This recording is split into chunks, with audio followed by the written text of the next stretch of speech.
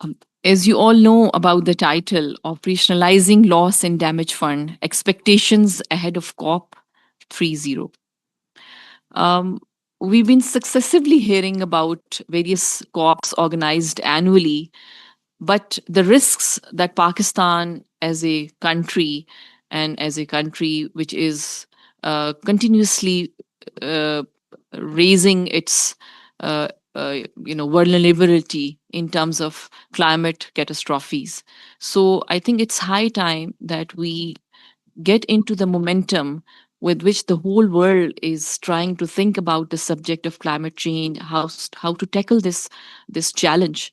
So before the upcoming COP, we thought that let's sit together and think of the areas where we as a nation need to come forward.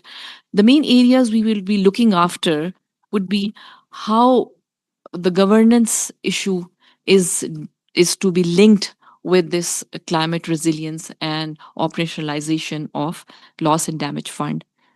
What is Pakistan's institutional readiness, how we can map it, where what are the areas where we really need to enhance our institutional readiness, then what are the financing pathways exactly available, because and we'll be in few moments listening to the experts on the subject, that we haven't really made out our mind as to how we are going to access it. What are our ways and means to make use of this fund available, and then how we are going to integrate it with our national priorities.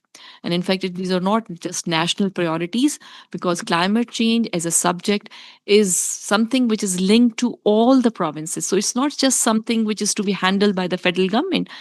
All the provinces have to be aligned in order to deal with the climate challenges that we are faced with. So, without using further time and trying to take benefit of our worthy speaker, Ali Toki Sheikh Saab, he is member BOG Loss and Damage Fund. Sir, please, over to you.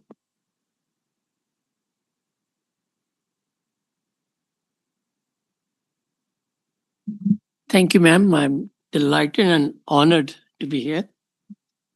Um, Again, and this time around on an issue that's very important in number of ways, because there are so many younger people here, students. I first want to explain what it is. Um, Loss and damage is not an English language word.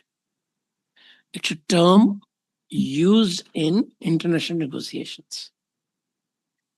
And this is a term that has taken um, many years, and I would even say 3 decades to negotiate. And this was only last 10 years or so that it started finding space in the negotiated text. The UNFCCC, United Nations Secretariat, that serves as the Secretariat for the Convention on Climate Change. That convention has two pillars. One is adaptation and one is mitigation. Mitigation is to reduce your emissions.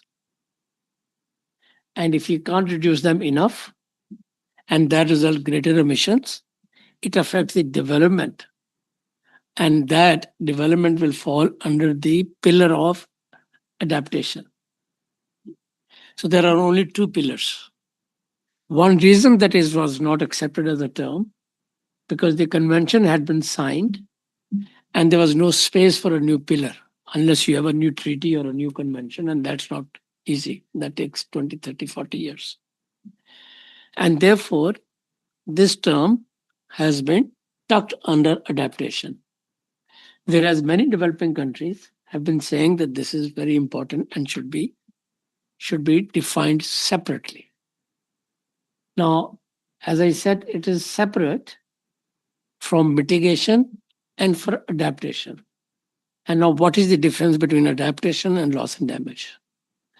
Adaptation is that despite all the pressures and costs, something that you can rectify, rebuild, and adjust to, adapt to.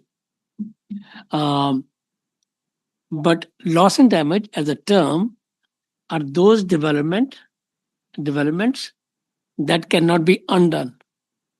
That's are those developments that are beyond adaptation. Those developments that are irreversible, because the climate change is very serious business.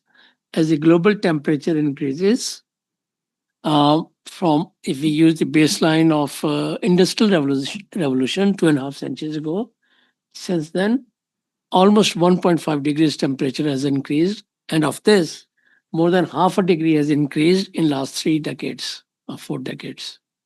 So if it continues to increase, there'll be a lot of pressure and there'll be a lot of developments that will require either adaptation or it will require loss and damage related approaches. Now, just to explain, because there are many younger people who may not have studied about climate change, if we had an earthquake in 2007 in Pakistan, then you thought that, okay, we will have earthquake resistant buildings. So you develop new standards. Your architects, your contractors, your city governments will follow those standards. And God forbid, if you have earthquake, uh, you will be resilient. You'll be protected if you have followed those guidelines in all likelihood, right? But the change between the previous structure and the new one is the cost that you spent more, and one is the benefit that you're more secure. With a cost, you get a benefit. They're related in some ways. So a lot of investments in adaptation mean that the cost, the development increases. If your school building need to be resilient, if your hospital needs to be resilient, if your port needs to be resilient to new standards of climate change, right? If your infrastructure like roads and others need to be more resilient to floods, and your power stations need to be more resilient to floods, uh,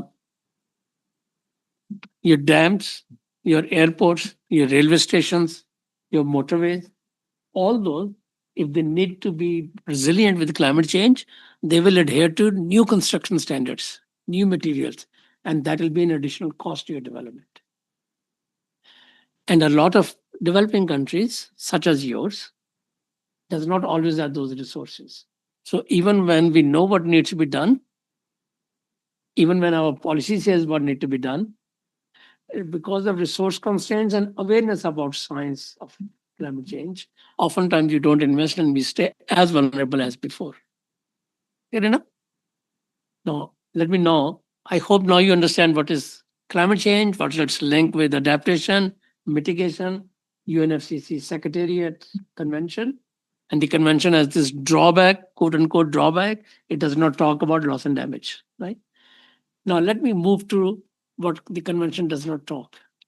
If there is something that you cannot improve upon and cannot enhance its resilience, and if it's lost forever, that will be loss and damage.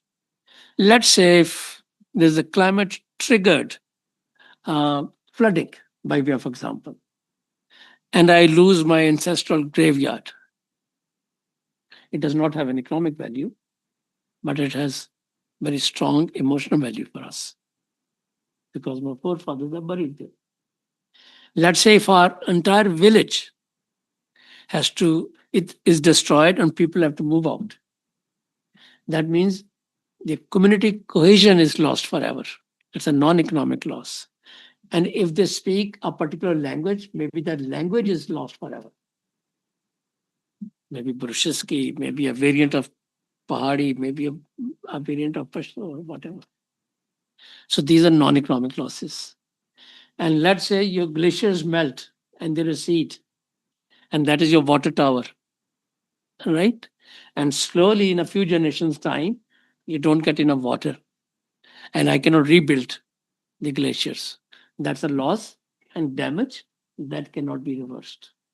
Let's say when the glaciers melt, more water goes into the ocean from Antarctica, from North Pole, from South Pole, from our glaciers, and the seawater goes up.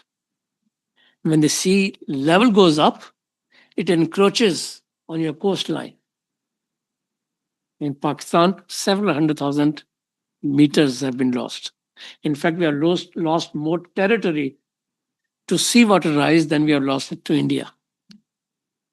So that is the encroachment. I cannot regain that coastline. And that's a loss and damage forever. I hope it's clear. Now, it has both elements, economic losses and non economic losses. I've given you intangible, non economic losses that cannot be monetized always. I want to give you an example from a case study I did about 15 years ago in a KP village. And this is I never visited that, my colleagues did. So, what I'm telling you is what I have read or what I have learned in their presentations and the tables of data and other things that I read. And the entire village is lost because of flooding. It could be heat waves, it could be other elements, but I'm just because Pakistanis like talking about floods, they come more often here. And we wanted to see what is the loss of the of of that climate extreme weather event. And I said 15, 18 years ago we did. And that was a pioneering exercise globally. And not just Pakistan. Globally, we didn't know what the methodology should be. How should we calculate it? And therefore, we did a small village level thing.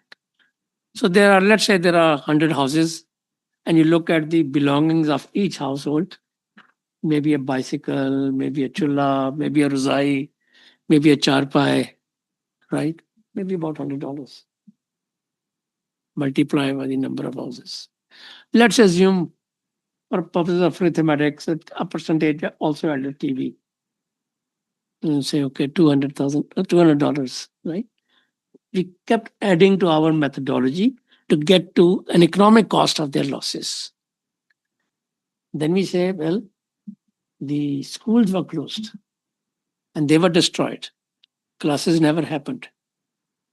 And that was irreparable loss for that child. The whole generation was lost. Education was out of that generation, that family. And there were girls, then you can add other things. You see how complex it can get.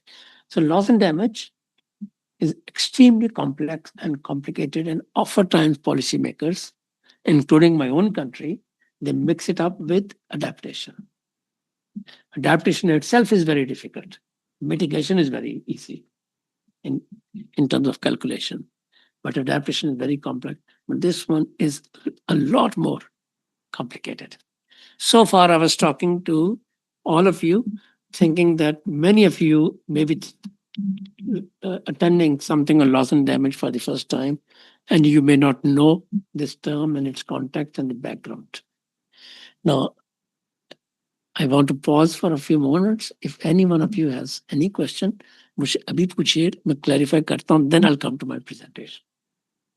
इसको अभी तक concept की clarity ना हुई हो. Anyone नहीं होगा. हाँ. Anyone who feels कि इस चीज की मुझे समझ नहीं आई, दोबारा बताइए. मैं कोशिश करता हूँ कि आपको मैं साथ लेके चलूं. I want to make sure that by the end of this presentation, you know almost as much as I do. Basic concepts होते हैं ना, you may not know all the detail from me, but basic concepts I want. Can I proceed? Okay. Ji, presentation लगाइए. I serve on the board of loss and damage. It has taken us more than 2 decades for the international community to agree to set up this fund. This fund is a legal entity. We have a contractual arrangement with the World Bank to manage these finances for us. For us, meaning the board. And as a member of 12, 13 member board, I'm one of them. And this selection or this election has happened as per UN system. Once a country nominates us and the Prime Minister nominated me, I become part of Asia Pacific constituency, all the countries in Asia Pacific. Then they select their representative to the board. So long as Asia Pacific is representing me, I'm on the board. And so long as Even if they want me to serve there, but my government calls me back, I'm back. So I'm representing. It's not a Pakistan board, right? And what I'll share with you is what I have learned in last 7 board meetings. And because I thought there'll be many people who will have background, I kept my presentation a little bit more focused on specific issues. I'll try to simplify them to make it easy. So instead of saying based on my knowledge of the board, I'll say now based on my reflections of the board. The first slide. देखे ना उसके ऊपर मैंने लिखा है कि I'll share my knowledge. I don't think today is the day for me to share knowledge. I'll share the reflections and I'll try to cover these 5 things. I'll share with you the dynamics. होता क्या है उसके अंदर. I'll share with you some of the key decisions on access. And you talked about COP, right? A little bit about this. I'll cover these 6 issues in 10 minutes or so, if I can.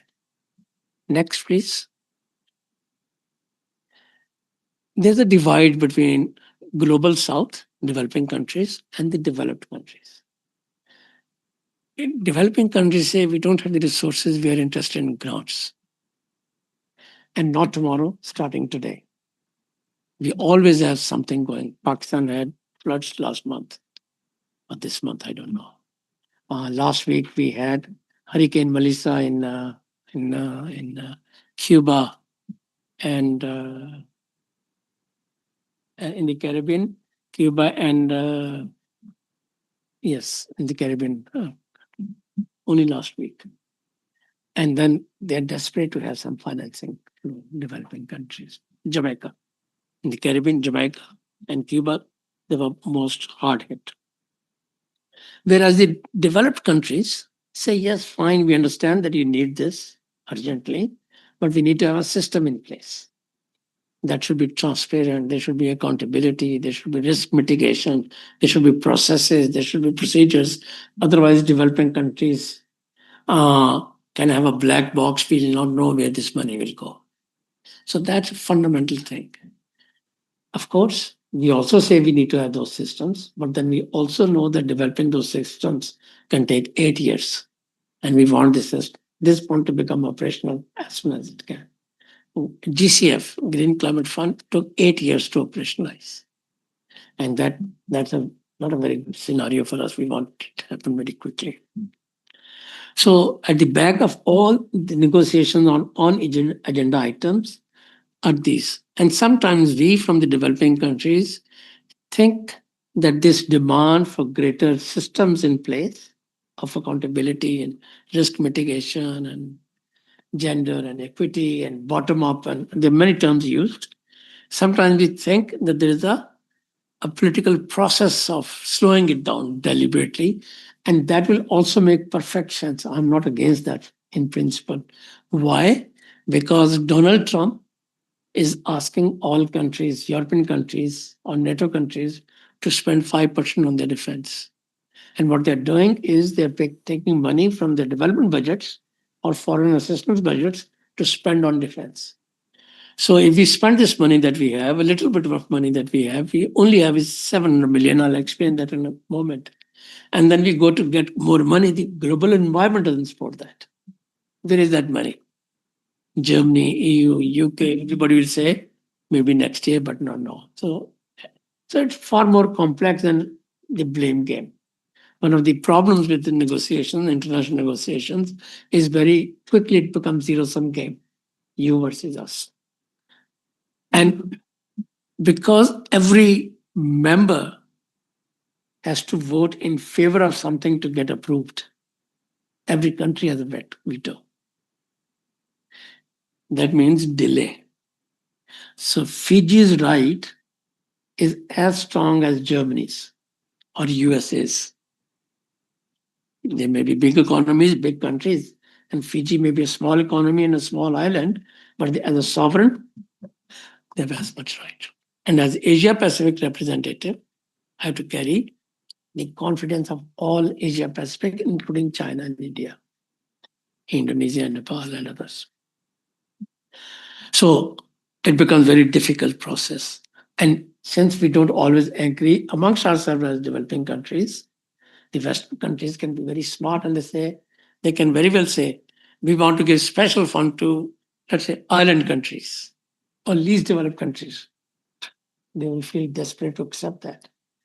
And as a developing country who is not least developed or who is not island country, but also very vulnerable, will not agree to that very idea and will get divided very quickly. But our effort is to always make sure that we agree. Next,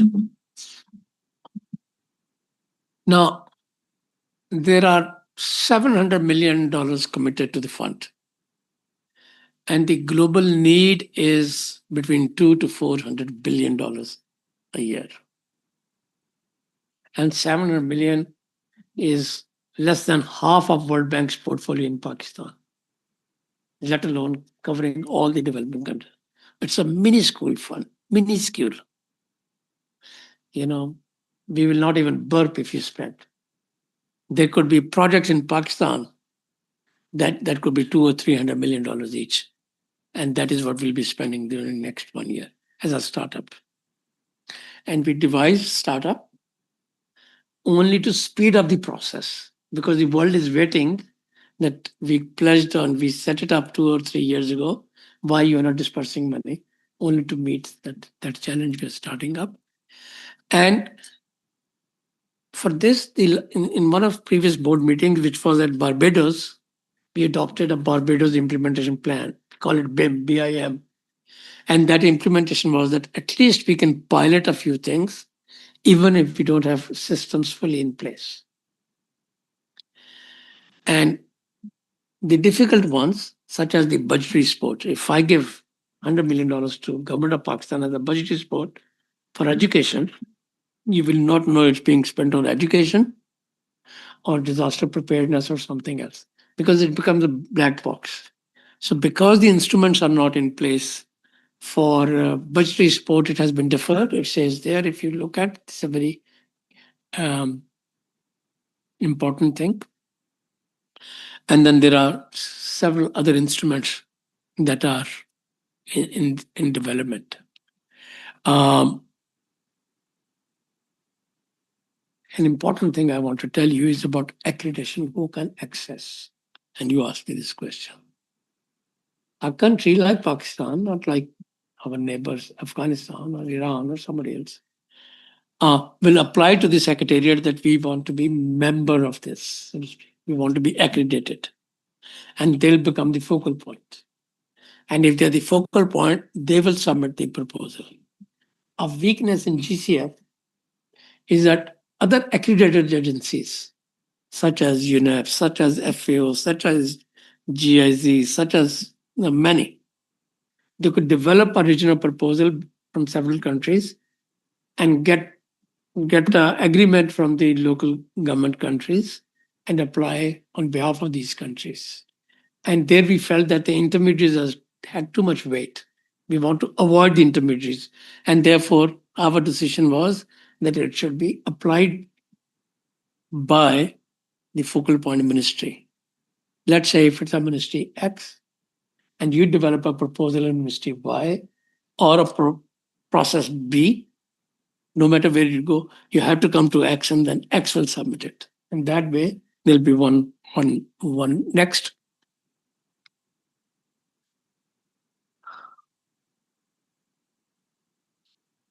So the difficult question is we want many things. We want emergency relief. We want financing for non economic losses, that kind of examples that I gave you. You cannot projectize them. You'll have to spend a lot of time because they're completed. Emergency can be that people are in destitute, they're in bad shape, emergency help. We want to have a more sustainable reconstruction investments going. It's no point that the same houses get destroyed everywhere and keep giving them food or water bottles. You need to invest on new building standards.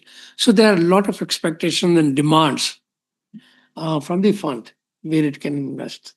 And we're trying to develop, the board is trying to develop instruments for those. For each category uh, on accreditation. accrediting process if we initiate may take 2 3 years to complete, especially if you want to have non-state actor accredited or multiple ministries accredited. But we want to operationalize now. So what we are saying is for now, the agencies that are already accredited with GCF or JEF or adaptation fund will be eligible to proceed. Next. And this startup fund that we just talked about, um, 150 million out of almost 700 million now. We think that it will be announced now at the COP, and the countries will have, I think, about 6 months, 90 days to apply, and will take a month or two to decide applications. So by this time next year, we would have dispersed these 250 million or a good part of it, assuming good proposals come. There are not many proposals that will require a lot of going back and forth, and so on and so forth. Because we cannot fund everything, it has to adhere to certain standards, and sometimes countries don't adhere to standards. It's quite possible. Um, some of my friends who are more experienced than I am will say, okay, GP का कोई PC1 बना दे, and that will be cut and paste from bogus bogus data and all that. GP may deserve a project, but it does not deserve a bogus data or bogus project. It deserves state of the world. So therefore, many countries may, or at least some countries may do that their proposals are not good enough. And then the argument within the board is that we are not school teachers, we cannot pass and fail. Maybe we have to send it back. Right? And when you send it back, you engage with the sovereign. It may be Fiji, it may be Pakistan, and they may not be able to attend to you right away. So maybe they don't come back to you with a revised proposal for next 2 3 months. Somebody's transferred, somebody's postponed, whatever, retired or something. As we know from Pakistan, such things do take time. So it's quite possible that if a proposal goes back, it takes additional year to complete it. And these things have financial implications for the fund and spending, hiring implications. We cannot overhire people if there are not sufficient proposals or projects under implementation. But assumption is that by this time, next year, we should be starting a second batch of 250 million. And all these are projects aimed at learning, drawing some conclusion, or serving as pilot to test different areas. And I'll speak about a few ideas, possibly. Uh, so that's, as you know, every step or every decision will have many uh, ifs and buts. You say, okay, proposals invited, then the question will be, who will shortlist them? I don't have the secretariat, I'll have to hire people. But what if I hire people on deforestation and there are more proposals on desertification? So there's an issue. What if the functionaries are not very solid and they accept or reject unfairly? How do I do quality control to ensure that there is a transparency and good? So the processes are very important and they cause delay. The point that I made earlier, that the West sometimes creates stumbling blocks for reasons of delaying spending, but then you also feel these are important questions. And that's why in the beginning I said very easy to do finger pointing, but when you look at things very closely, then you say, fine. If they give, I want to give you a specific example. If you give 3 months to submit a proposal, that's 90 days. And I can develop in Pakistan a proposal at, let's say, climate ministry or health or whatever ministry or BISP or something in 90 days. But what if I have to develop a proposal from a province and Sindh or Punjab or some province may not even respond to for 90 days? So when I say 90 days is not enough, I'm not delaying. I know the local realities. And such local realities come from 140 countries or 180 countries. And big effort is to ensure that the processes are robust, transparent, in place, even if they are not today when we are issuing the call next week or in 2 weeks' time. But by the time applications start coming, we will have our feet on the ground and we'll make sure. Next one.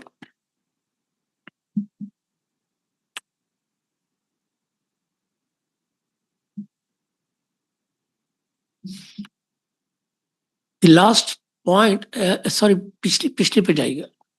The last one. हाँ, इससे भी पीछे. हाँ, मैं अभी इस slide पे था. The last point I want to highlight is country ownership and transparency. I mentioned that intermediaries can develop their priority projects. An endorsement is easy to get from a developing country policymaker. You walk into the office of somebody in Jamaica or Malawi or Nepal or somebody, and then you say you need this thing. And in Pakistan, in fairness, and policymaker will say, okay, my financial constraint is such, I will endorse your proposal, even though there's no ownership of that. And that is the heart of the problem, because in so many times such projects, even when we secure, we are not able to even open accounts. GCF's case, we had to seek extension without spending a dime for twice. We could not even open an account for 1 year because the interministerial dance is very critical. So I wanted to highlight these couple of elements. Next, 3 minutes. And the geographic balance is very important. Every region has to be a beneficiary of this, and especially the least developed and island countries. And additionality has to be there. It's not that a proposal that you submitted to another funder and it is not really loss and damage. You bring it to us and then we fund. Next. Uh, I want to explain only one point, and because the point one is as soon as it's announced next month, it's operational. The next one on direct budget support, we'll have to wait for at least 1 or 2 board meetings. And then we are promoting is as a partnership model that you can submit your proposals in partnership with accredited agencies. Next. इसको छोड़ दीजिए कि बहुत specialised हो जाएगा. Next. इसको भी छोड़ दीजिए. I spoke about this. I want to talk about timelines. It will be a 6-month window. And country owned. And we want to demonstrate a progress. We are rushing. The board is rushing at this COP and the next COP. Because we are responsible to the COP chair. It's a UNFCCC fund. And our custodian is the chairperson or chairman of the COP. And these are very subtle but critical differences. Is it owned by the COP or is it owned by the UNFCCC Secretariat head or is it owned by the Secretary General of the United Nations? Even though they are all linked, but there are legal and other technical differences. And they are very subtle but very critical ones. आगे आइए. Next. Yes, sir. The 6 months the window comes already started. No, the day they announce in Vellum. And the Vellum date is November. In November नहीं, इसकी announcement की date मैं आपको बता देता हूँ. In 10 days time. So for Pakistan to apply, that is what you want to hear. It will not be a big money, but it will be an important money. The product size will be something like 25 million or something, right? And in order to apply for that, you need to understand what is loss and damage as a definition. I tried to explain to you at the beginning. But my feeling is a lot of people in the government do not always respect that. Uh, Before that, government of Pakistan needs to designate the national authority. They have not so far as I know. All right. It could be Ministry of Climate Change. It could be finance. It could be any ministry. It's their decision. I can give my advice to them, but that's not important. Important is their decision and just do that. And before that, your policy, your proposal will need to be aligned with your national policy. We still do not have a strategy paper or a policy on loss and damage. We have NAP, National Adaptation Plan, we have climate change policy, but we don't have a loss and damage paper that will give us legitimacy. Now we can access fast track in 90 days, we can apply and then get approval in another 60 days, and then we can implement in another 12 months. And in the meanwhile, second track will begin. Next batch will begin by the end of this year. Next.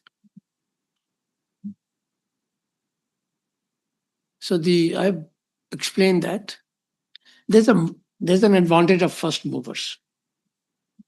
It is a $25 million project, and there are 80 countries or 180 countries. You want to be in first 5 or 10 or 20 because you don't want to hear that we have funded all the good proposals and now you're coming a bit late. We'll take you to next batch. You don't want to hear that. You need to exercise leadership. And then there are procedures relating financing and accountability are many that need to be in place. Final एक slide और है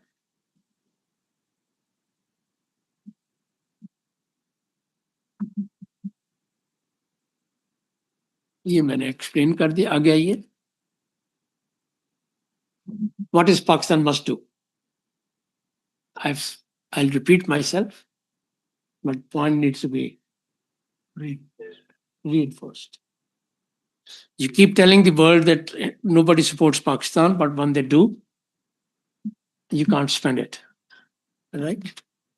And if they don't, you complain that there's a conspiracy against us. They are the responsible one. And if you put in place a system that you have a loss and damage policy and you reach out to the provinces these days to start developing theirs, so there is an urgency for Pakistan to act. Engage the provinces also, otherwise it will not be bottom up, it will be top down. We'll need to engage with accredited agencies. AE is them? No. You cannot engage with them after spreading the proposal. And also, it's easier to submit a $20, $30 million proposal. NGOs can do it, your center can do it. But the problem is how do you build upon $100, $200 million larger portfolio based on that? And there's a strategy for this. Next. And that strategy is very important to keep in mind. As they say, when you put your first step on the stair, you know where you want to go. So Pakistan needs to determine its strategy that loss and damage will have more financing flowing to it than adaptation-related financing. And it's only a question of some decades, it's not decades, some years, when even the bilateral donors and others, GCF and others will be investing more on this. I just want to give an example because there was a lady here from GIZ. If that lady is still there, are you there, ma'am? Yeah. But she's not there, so it saves me time. Okay, thank you. बहुत शुक्रिया अली तौकीर साहब.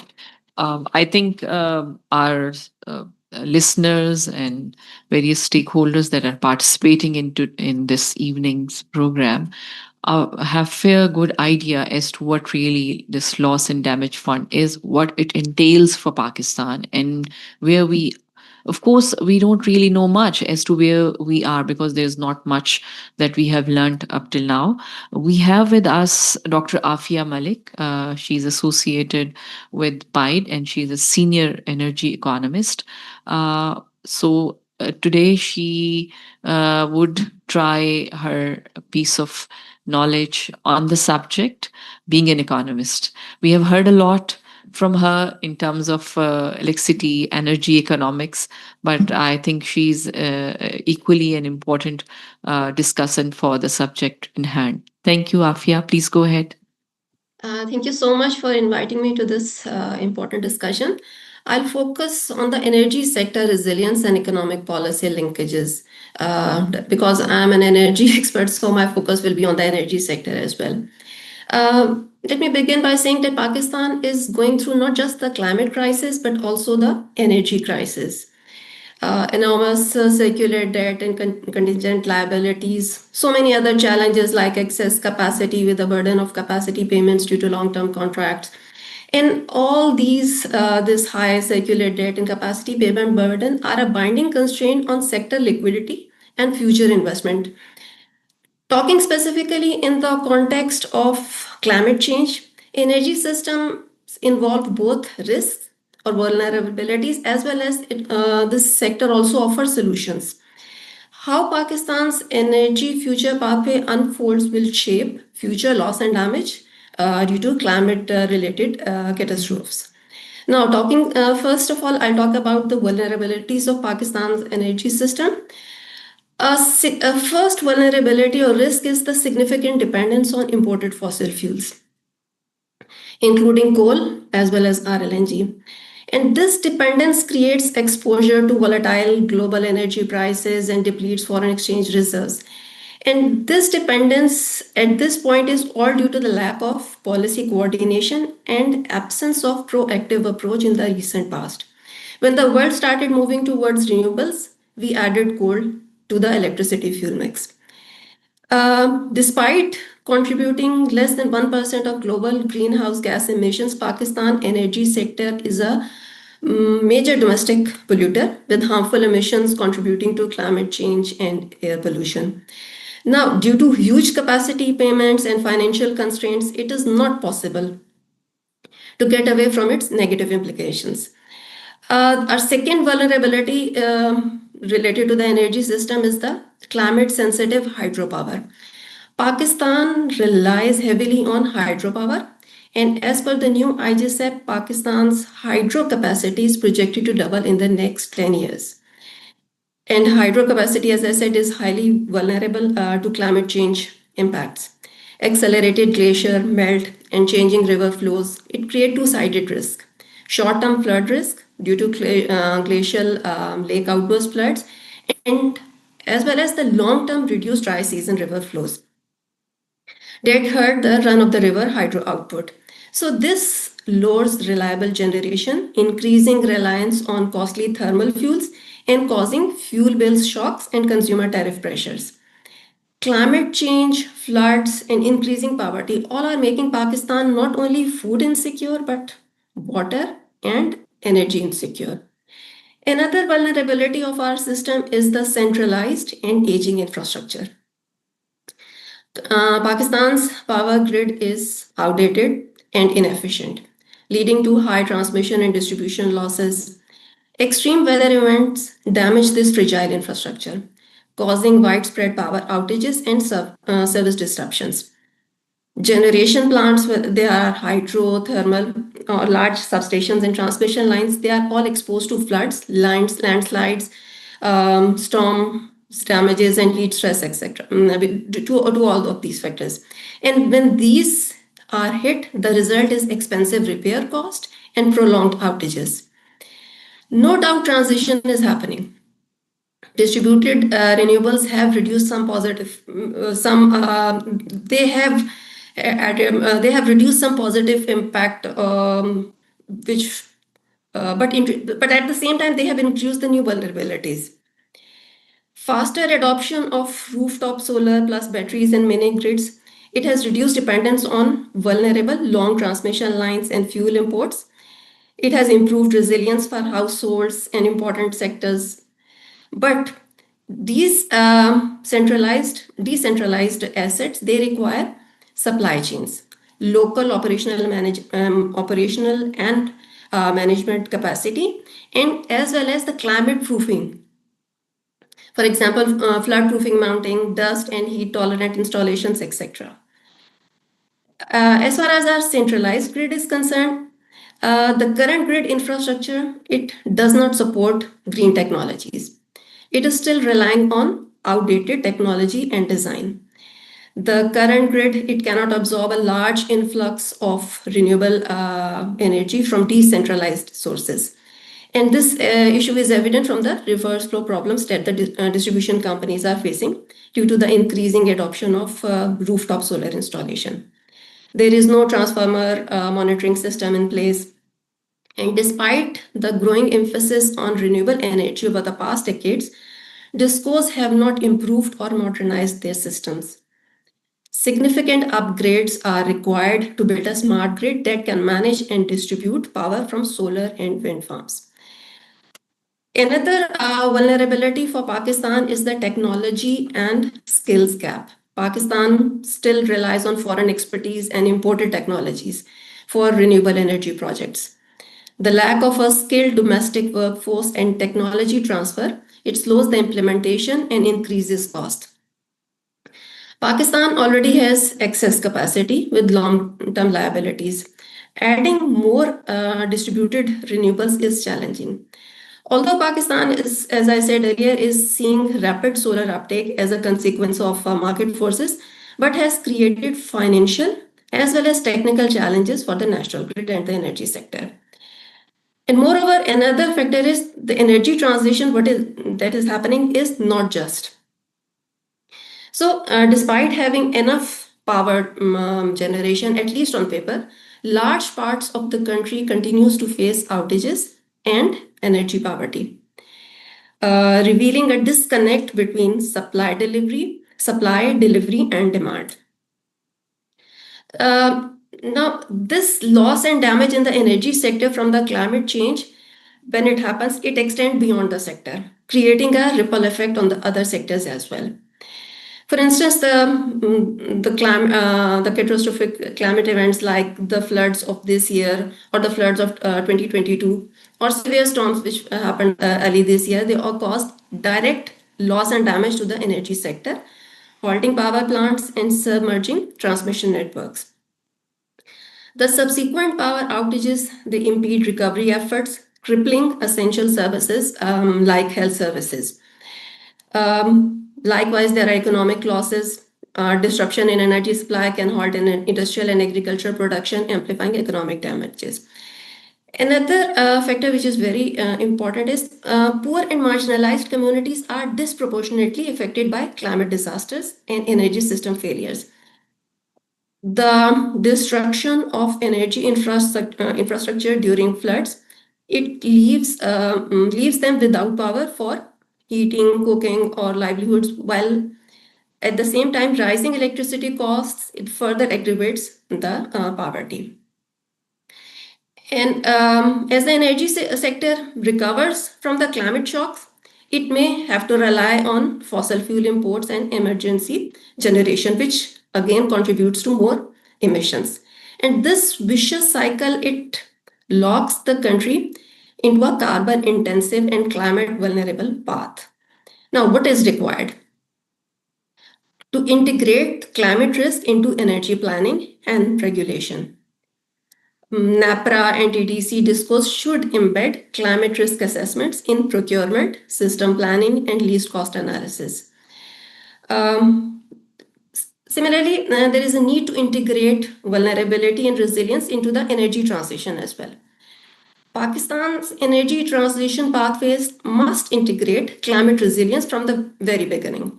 This includes building disaster-proof infrastructure and centralized and decentralized, as well as decentralized mm, um, power system, but which is resistant to the climate shocks to reduce vulnerability to large-scale failures. For instance, decentralization on a large scale is possible.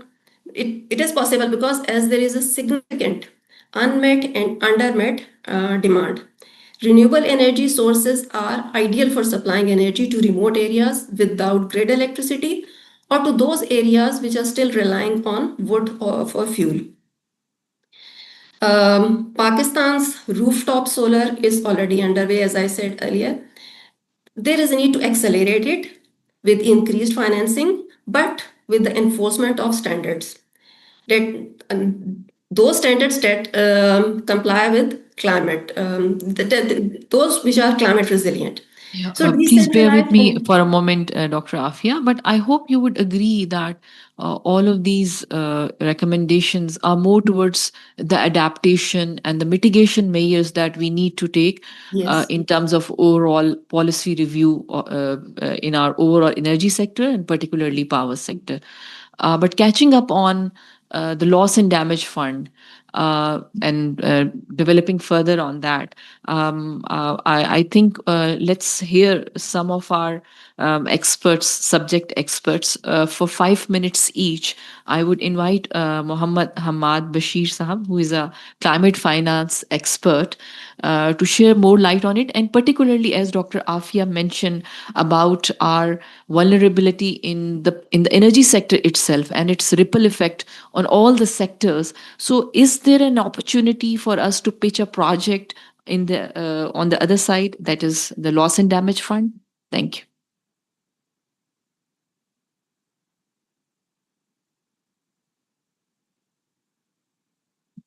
Thank you very much, the management of IPS, for inviting me to such an uh, event with such an august audience and very information sessions by Takir Saab and the presenters. So, being a climate finance professional, my talk would be related to the finance aspect of this loss and damage fund. The topic of today's agenda or the program is what is expectations. So, I'll start with expectations. So expectations, being a climate finance professional, there are lots of expectation. I'll sum up with these expectations with 4 A's. This is what is being expected from climate finance professional or for projects related to loss and damage fund. Number one is access. The fund should be accessible, which at this moment is not. Second is additionality, the second A. It should be additional, other than the business as usual. This is what is the need of the hour. The third A is adequacy. It should be adequate enough to cover the cost, to cover the areas to for interventions. Number fourth is accountability from both the funder side and from the project implementation side. So this is the first part of your presentation, your today's topic expectation. So this is our expectation. Now coming to ma'am, your question, I'll share with you our experience. In my previous assignment with the UNIDO, United Nations Industrial Development Organization, we developed lots of projects. And that was under a project called PFAN, Private Financing Advisory Network. That is success model throughout the world. What we did in the PFAN is that PFAN is private financing advisory model. It's PFAN is not an organization. It's just a network. It's a network of climate finance professionals. What they do or rationale of the PFAN was that the clean energy projects, they're very good for environment. The related facets of the clean energy projects, they are also very good for environment. Circular economy related projects, they're very good for environment. But somehow these are not very attractive option for financial institutions. What is the reason? Reason is there's a gap between the projects and financial institutions in the funding. And what is the gap? Lack of transaction advisory, the lack of case study, the lack of this is what is required, that we should fill that gap by sponsoring by the cost of transaction advisory. Financial institutions, be it the banks, DFIs, or the international funds, what they look at the projects is its numbers. So what is the problem we have seen, that the projects, they're not properly presented. So this is, and what we did was under the PFund project, we experimented that, and we managed to raise $70 million from international donors, from banks, from DFIs, from institutional investors, from individual investors. And globally, this product is running in 50 countries. And globally, we raised more than $3.5 billion, primarily in the area of clean energy and also circular economy and related projects. So this is what is being required, that we need to develop projects. We need to develop projects which are additional, that has some impact, and that is aimed at reducing carbon emissions. So this is what is the need of the hour, that we as a country, if we need to get benefited from the loss and damage fund, and for that matter any other fund, we need to develop such projects which are bankable, which have certain impact in terms of reducing emissions, impact in terms of carbon emission, and also, like, another thing that we need to develop is nature based solutions, NBS. So NBS solutions, and these many of these projects, if scaled up, could also attract carbon financing under the Article 6 of the Paris Agreement. So this is also very good opportunity for countries like Pakistan to launch projects, especially in the area of nature-based solutions, because Article 6 of the Paris Agreement, it prefers nature-based solutions, though there can be other projects also related to industries and other projects. But I would say this is an opportunity for us all. Thank you very much. बहुत शुक्रिया हमाद साहब. I think let's move on to Dr. Saira Kaiser and to let her share some of her policy ideas on the subject, because I think what is really emerging is that we need to have something really before us in concrete terms that we could really thrash out. And I think we have lost a lot of time in just thinking and debating and talking, and the time is really ticking, and the kind of challenges we are faced with, we don't have much time for that any longer. Thank you. Thank you very much for inviting me here and giving me the opportunity to say a few words. Well, all of you are very well informed. Some of the things that I would like to say here, first of all, I would share the fact that we have developed policy briefs on 4 different areas: the energy sector, the water policies, climate change policy, and national science, technology, and innovation policy at Pakistan Academy of Sciences. We also shared these policy briefs with different policy institutes and also with you, sir. I have a copy of the climate change, yes, brief over here. So the way we have developed these briefs is that we have had workshops and feedbacks from different stakeholders, as much as we could gather at the Academy of Sciences, and then we discussed what should be done in these directions to fill the gaps with the previous policies and how we should move ahead. So this is the way we have gone forward, and for that we have done used policy analysis tools like SWOT, strengths, weaknesses, opportunities, and threats, because those things that make the picture clear.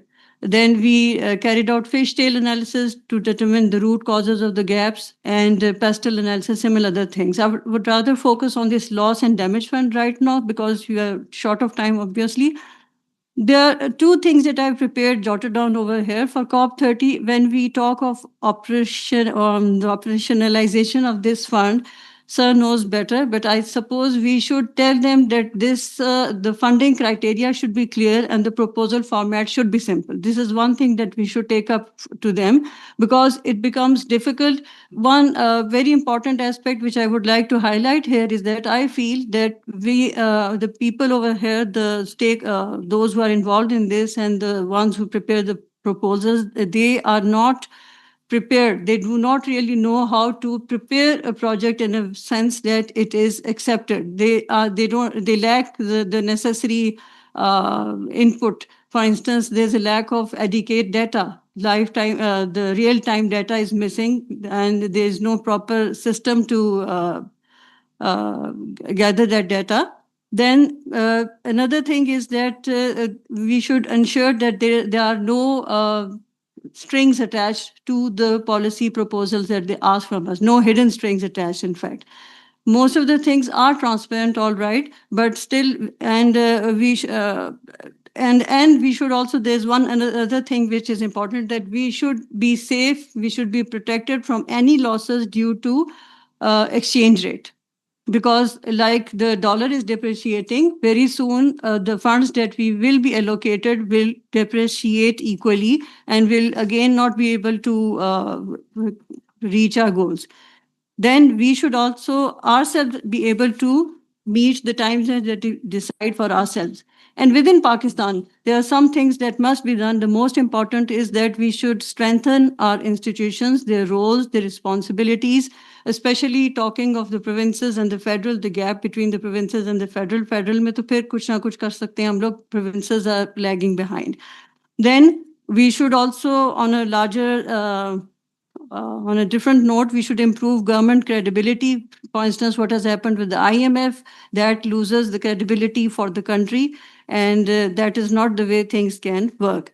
We should collaborate, obviously, with accredited bodies. Diplomatic efforts should be consistent and through trained negotiators who can persuade and who can win you sides. Then, like I said, we need data repository, credibility, monitoring systems, all that. Proposal writing, we must focus on that. In fact, we should have persuasive, clean, concise, accurate data reporting, proposal preparation, and we should be ready to submit our proposals the moment these funds are announced. That is the way we can be amongst the first few ones to win these proposals. So, and we should always keep track of the developments at the climate forums and participate there actively. And well, and sometimes there's even a confusion over which window to apply: adaptation funds, green climate funds, another fund. So we should be very clear that we are targeting the loss and damage fund.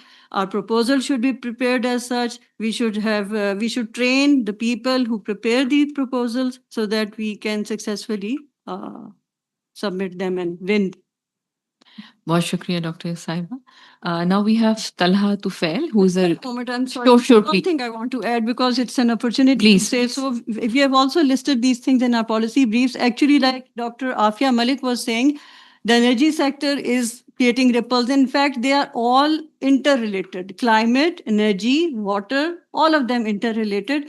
And I will take this opportunity to point out or to say something which perhaps all of us already know, that the root cause is our education system. अगर हमारी integrity, अगर हमारी education system ठीक हो, हम research सही करें, हम green energy की तरफ भी जा सकते हैं, हम nature based solutions की तरफ भी जा सकते हैं, हम proposals अच्छे लिख सकते हैं, हम हर जगह पे compete कर सकते हैं. And we need a holistic approach for all these sectors, जो कि planning commission में हो सकता है. यहाँ पे हम लोग ज़ाहिर अपनी efforts कर रहे होते हैं, आपसे bridge कर सकते हैं आगे. Thank you. बहुत शुक्रिया. I think there is no cable with this idea that education, the way our education system has not really improved over times, unfortunately, and we really a lot of problems are stemming from this inadequate standard of education that we have. But nonetheless, we can try our bit and to do what is most needed at the moment. And Talha Tufail is a research officer at Climate Change IRS. Talha, where are you? Yeah, here. So please add on to whatever has already been discussed. And also, we had Hamad Sahab who mentioned about some transaction advisory. So I would like if you could say something more on that as well as a researcher. Thank you. Sure, ma'am. Thank you so much for this opportunity. And before going forward, I want to say this table is full of the better minds than mine. Sir is sitting over here. I learned a lot from you, sir. But just wanted to highlight 4 points in regards to where we are actually standing. We all know that 7 out of 8 planetary boundaries are out of safe working limits, and the time which we are moving ahead is going to be more critical than we are right now. So the only thing which I want to add is the weather attribution studies, which we don't have in Pakistan. We do very less. If we have better studies from where we can prove that this event is caused by the climate change, so we can present in the international market and the board itself. Apart from it, sir, I just want to highlight this ICJ advisory opinion, which is recently public, and we can use that as a lever for better projections. Because if we have weather attribution studies from where we can scientifically prove that these disasters are because of the excessive emissions which are not from us, which are coming from the developed world, we can formulate a better submission in our projects. And the last, I just want to highlight that my generation is going to face a lot more disaster than other ones, and the coming generation even far more, because the heat waves, the smog, the droughts, the floods are not it's in episodic terms. It's a cyclic process now. Every year we have far more disastrous events right now. So no matter what we do or how long we go into this debate, what kind of projects we need to submit, we need to realize this, that every year is going to be more disastrous than the previous one. So as soon as we हम जितनी जल्दी इस चीज को attribution studies को develop कर लेंगे, उतनी ज्यादा बेहतर तरीके से हम अपने केस को प्रोजेक्ट कर सकते हैं. Thank you. बहुत शुक्रिया. Now Irfan, Dr. Irfan, by the way, isn't it? So Irfan, please go ahead from ARE to climate expert, because we work together in AEDB. Please go ahead. Thank you. Thank you, Amina. Yeah, actually, as you know, my background and taking liberty of from Ali Tokir Saab, uh, I used to be a doer and I love to be a doer. So my take always that if we are not ready to help ourselves on, nobody will come forward to help us. As most of us know, and everybody is pointing out that our preparedness in terms of meeting all those disastrous activities is near to zero. Our infrastructure is lagging, our preparedness is lagging, our mindset is lagging, education system is not there, health system is not there. So what we are doing, the first of all, what we have to do, improve our own understanding where we are standing at the moment. What we have to do to manage all these issues by our own self. I'm, I will take liberty of saying whenever we go to the international platforms, like we went to Geneva in 2022, like we went to the IMF in 2025, what they were saying, look, brothers, what you have done since 2010, that was the first devastating large flood that Pakistan faced. It's 15 years past. What we have done? Anything concrete? The loss and damage fund, we take honor that we played a vital role in creating that fund, but I feel ashamed of when we claim that we, instead of making ourselves ready and making our young generation being prepared for these kind of catastrophics, we kept on running around to search for funding, and everybody kept on mocking us at what people you people are doing. So first and foremost thing, we need champions who can take a flag, move forward, and take the leadership that look, this is what we have to do. Inclusivity is very important for us. We cannot afford to leave anyone behind right now. Every citizen of Pakistan has to be taken along, whether it's coming from the smallest locality of the Balochistan or Gilgit-Baltistan or the deserts of the country. There are three deserts, and the people are they're what they're facing. We cannot, but sitting in Islamabad, we cannot envision what they're facing. We should have long-term planning. Then we should look at how we can have a pragmatic approach where we can come up with three important things. First of all, what we have to do, which are the sectors priority for us, whether it is energy, whether it is the food, whether it is the water. These are the three important critical areas which currently we are facing. We are facing crisis in all these three areas. Loss and damage, as Ali Tokisa was saying, see, we need to look at from the broader perspective that who is getting damaged with this whole catastrophe, which population segment is being damaged, and according to that, then we have to come up with productive long-term projects, which Hamad Sab is also indicating, and a couple of people were also discussing in another area, another workshop, that we do not have bankable projects. I'll come up to this terminology bankability as well. So this is a time we cannot afford to waste, but we should not haste, because we need, what I have learned, that we have to plan better. I'll just give you an example. In Islamabad, we have heard that we've constructed flyover and underpass in 42 days. I will not mark the one because everybody knows that. But if you pass by that flyover now, it was filled during the first week. The whole flyover is so bumpy that it is difficult to run a vehicle on a specified speed limit, which is stated 70 kilometer per hour. So what's lagged behind that? It wasn't planned better. It wasn't constructed better in terms of just to suffice the deadline which was given by the high ups, that we have to construct it below 45 days.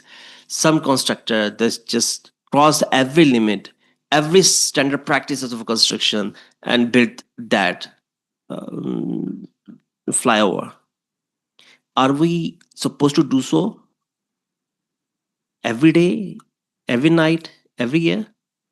We we are very well conversant that the sea water intrusion is damaging our lands, and this is not a new thing what we have done so far. We know that gloves have been happening in North Pakistan. Besides two GCF projects, what actually we have done on ground? The torrent flooding in Balochistan and Sindh has been impacting what we have done so far. So we need to be very pragmatic in what we have to do, what should our approach, and then come up the projects.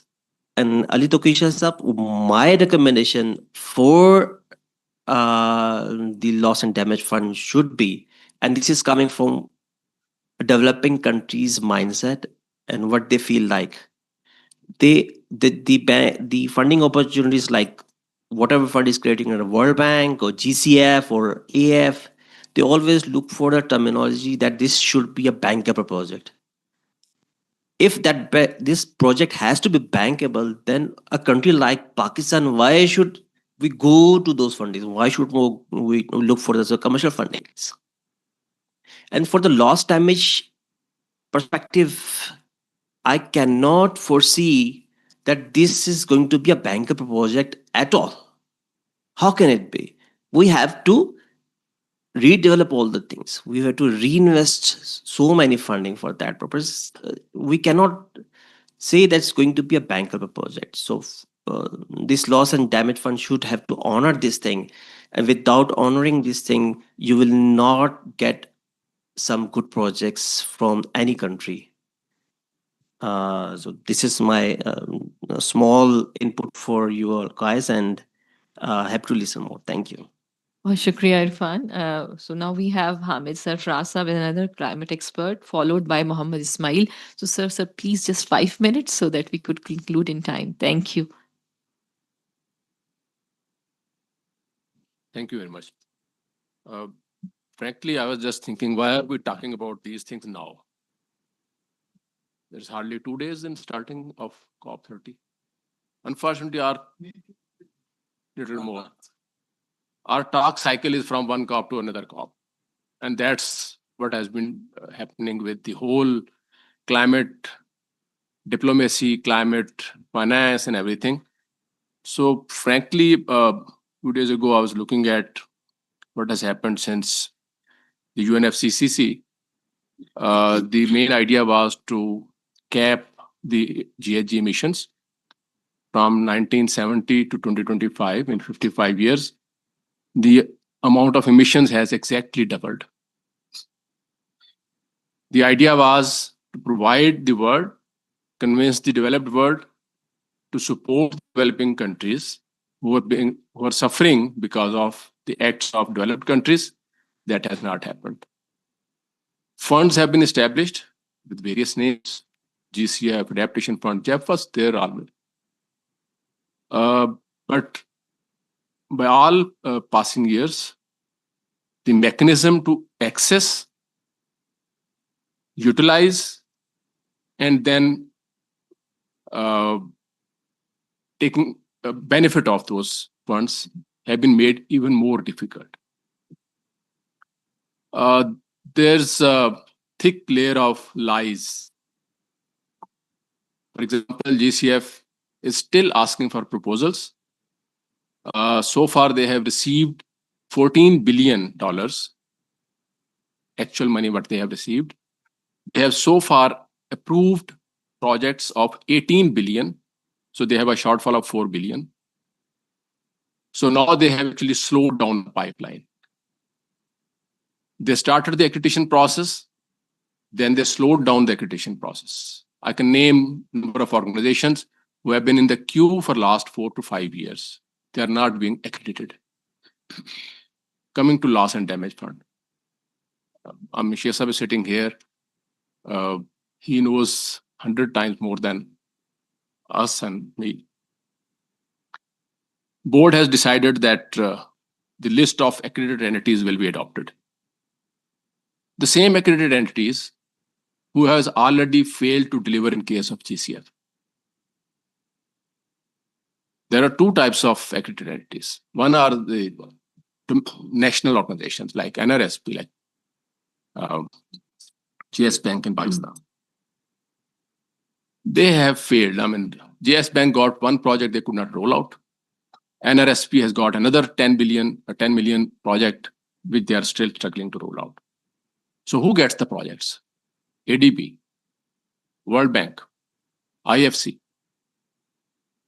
So recently, ADB has been given 250 million US dollars to chip into their $3.5 billion initiative, which will be implemented in 9 countries. Pakistan is one of them. This is a joke. I mean, we are talking about the funds, how to take advantage of these funds, how to... Sorry, I mean, it's time to stop doing it. It's time to think inwards. Like Irfan Sahib said, we have to see what we have. We have to reprioritize. We have to reallocate whatever our minimum resources are. Actually, we have to change our way of thinking, way of life. That would resolve our issue. Looking towards these funds would never resolve your issue. We'll keep running after these funds. We'll keep wasting our time. I've been helping various organizations developing proposal for the last 5 years. When we submit a concept paper, there are more comments. We address all those comments. We reach to the level where they say, okay, now it is going to our committee. And after a few weeks, they say, oh, sorry, our program officer has changed. So now there are some new comments. And I have been doing it for the last 5 years. They have criteria, which is very difficult for countries like us. And there are actually countries who are even behind us for them. And this is deliberate. Loss and damage from the whole concept was that the money should be available for immediate dispersal. And it has taken already 2 years to roll out. Now they'll announce there will be, a rush of proposals. So countries would start developing proposals. When they'll take it there, so all those big AEs, accredited entities, they'll go with big proposals. Okay, you give us 200 million, we chip in 5 billion, 2 billion, 3 billion, and we can spend it better. If your yardstick is, does this country or entity has the experience and capability to spend this money, believe me, they are not going to give money to these kind of entities. They would give it to ADB, they'll give it to World Bank, they'll give it to IFC. If you just take the portfolio of GCF, it would give you clear picture how much has gone to these IFIs and how much has gone to direct implementing agencies. I'll stop. Thank you. बहुत शुक्रिया जी इस्माइल साहब. Thank you very much for inviting Institute of Policy Studies. I will not repeat the same thing, just our colleagues, whatever they said. It's very difficult to speak at the beginning or at the end. So I am now speaking at the end, all of the things they have already discussed. In Pakistan, telling the truth is the most dangerous and difficult thing. We cannot tell the truth here in Pakistan. As nicely mentioned by Ali Tawqir Sheikh Saab, that most of the time our colleagues, they talk about this bankable projects and other things and how to get this fund from this. As Sheikh Saab mentioned that, for example, if we are developing a proposal for GB, cut and paste and fake data proposal, so nobody is going to give us a single penny for that. I can give you the example of it's on paper, down paper of 1st November. 1st November. Like today is 3rd November, 2 days back. So instead of reducing the pollution in Lahore, they have turned off the monitoring devices. You can imagine who will believe our data. If with those data, our projects, they are going to the loss and damage or to the GCF or to the adaptation fund, so nobody is going to give us the money. This is one. Another thing is I have work experience in 8 countries of this region, in HKH region. So when this after Sharm el Sheikh, this loss and damage fund operationalized, so the people from Nepal, when they came back from this conference of parties, they started awareness raising program about this loss and damage. It was 2-3 years back. So for example, if we go in Pakistan, I think to any provincial capital, to Lahore or to Peshawar, I don't think that they know what is this loss and damage fund is about. So this is, I don't know, it is the the inefficiency or the weakness of the government or the non-government organization. So we are not able to aware our colleague. For example, if as Sheikh Saab mentioned, that the project, they should be from the bottom up. But the people at the bottom, they don't know what is going on here. So my take away is that the telling the truth is very difficult. And another, we are not prepared on these 4 points which we are talking about. What kind of people they are going to this conference of parties? I think we know, we all know better who are going there and what they are doing and what type of negotiation they are doing. So thank you very much. बहुत शुक्रिया. We have available with us the faculty from National University of Science and Technology. So if you would like to share a few thoughts, of course, there should be ones which are more enlightening.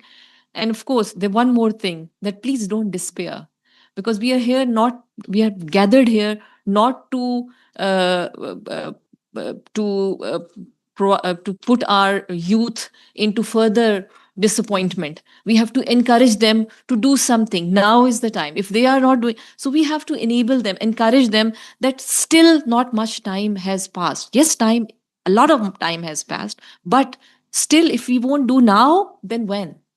So I think that's not true, that we should not speak truth. We should continue to speak truth with far more vitality, with far more strength and resilience. Any faculty member from NUST, please? Thank you, ma'am, for inviting us, and thank you, sir, for so much insightful presentation. Sir, I have one question. I was wondering, can state have the lost and damaged fund to keep some money from that as a guarantee for the private investors to invest in an area that is flood prone? So is there any provision for that or no? Okay. I think we can have a round of 10 minutes for questions. Okay. So, yeah. So, if you have more questions, if you could keep them putting us. So rather than playing a victim card, as Irfan Saab mentioned and Sam mentioned, why not to make a proposal in a way that there is a rhetoric. Number one, the polluters are not paying and victims are not supported. This is a most popular rhetoric. And the second thing is that Pakistan is contributing less than 1% in emissions. And instead of this, still it is a top 10 uh, in top 10 vulnerable countries. So rather than going as a victim, why not to make a proposal in a way that it's a readily investment proposal where the private investors are welcome, and from lost and damaged fund we can have some money as a guarantee for them that if they invest, their investment will be secure in flood prone areas. Thank you very much, sir. Any other questions so that we could take, because we also have to, break, not in fact break, we would like to close for prayers, Asr prayers as well. So I think we have to keep our questions and comments short. Ji, sir.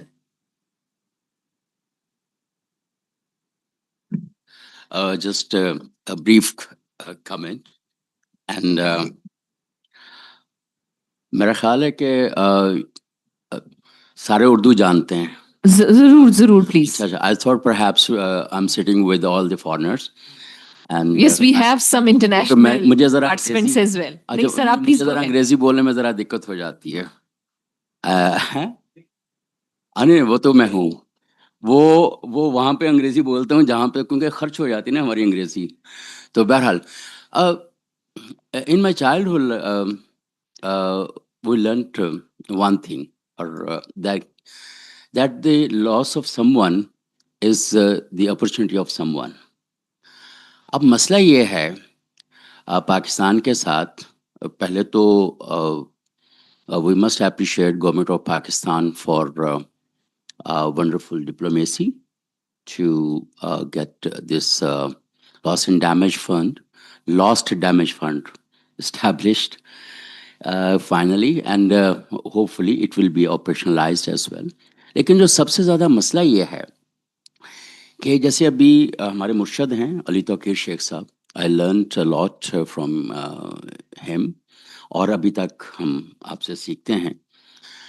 अब loss and damage fund का आपने बताया कि we don't have any strategic paper loss and damage. अब एक हफ्ते में तो बनेगा नहीं, बनेगा तो अप्रूव कैसे होगा, क्या है.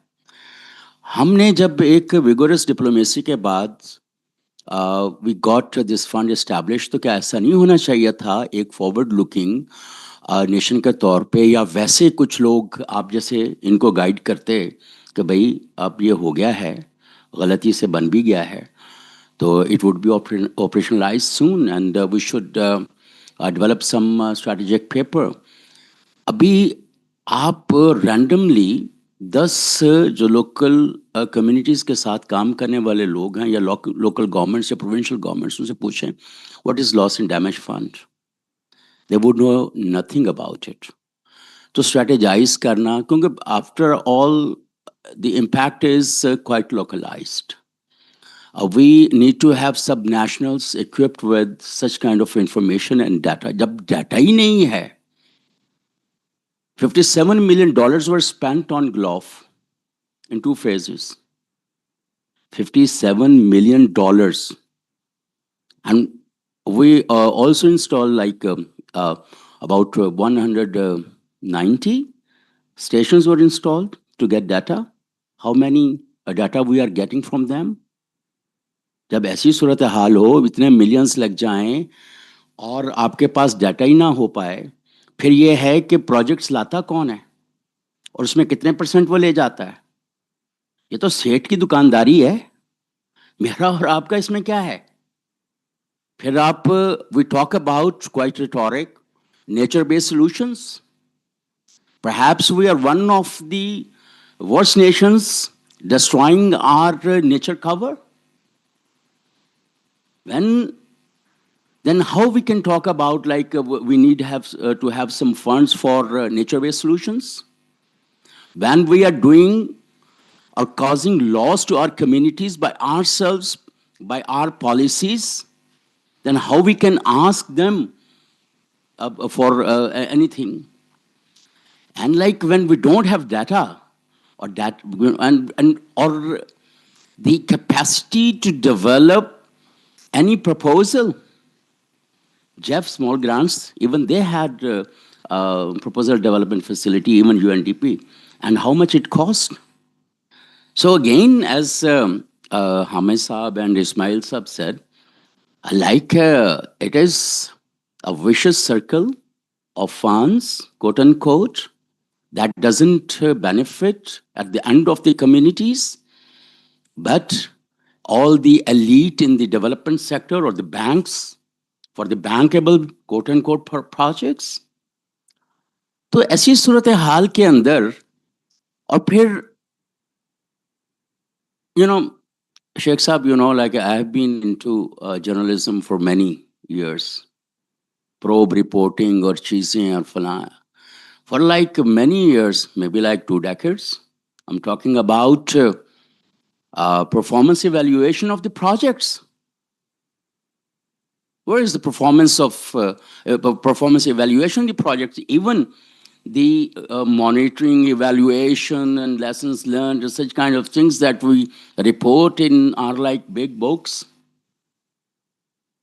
अगर पैसा सही तौर पे कहीं लगा होता पाकिस्तान में और कोई पॉलिसीज ठीक होती, लेकिन इन सारी बातों के बावजूद सर्टेनली हमें कहीं ना कहीं तो लॉस एंड डैमेज फंड के लिए, और मेरा नहीं ख्याल कि हम इस वक्त बिल्कुल तैयार हैं।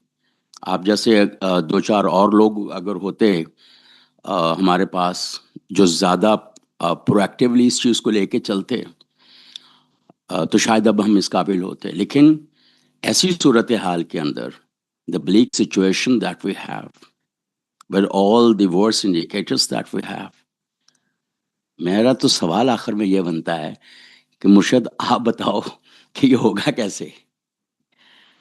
If we have any other comments or questions from our online participants, and Dr. Afia, would you like to close? Because I'm sorry, I didn't realize earlier that I could not allow you to complete. So if you're still available, you can close your thoughts on the subject. Yeah, please, one by one, team जो आप हैं एक बारी बारी allow करें.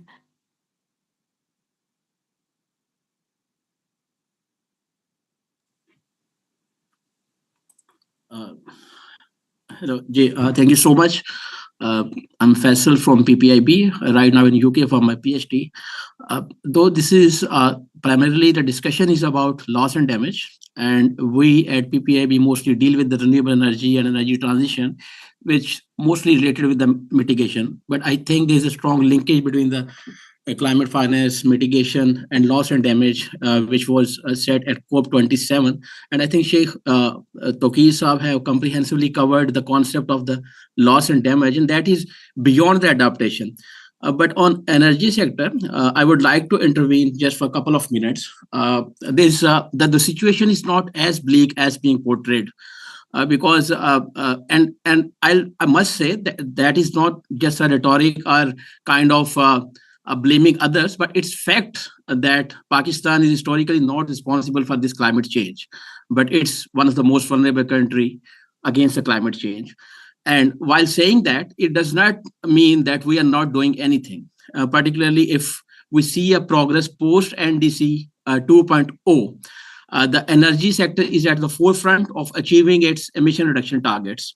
Out of 15% unconditional targets, which Pakistan was supposed to achieve under NDC2, energy sector remains at forefront.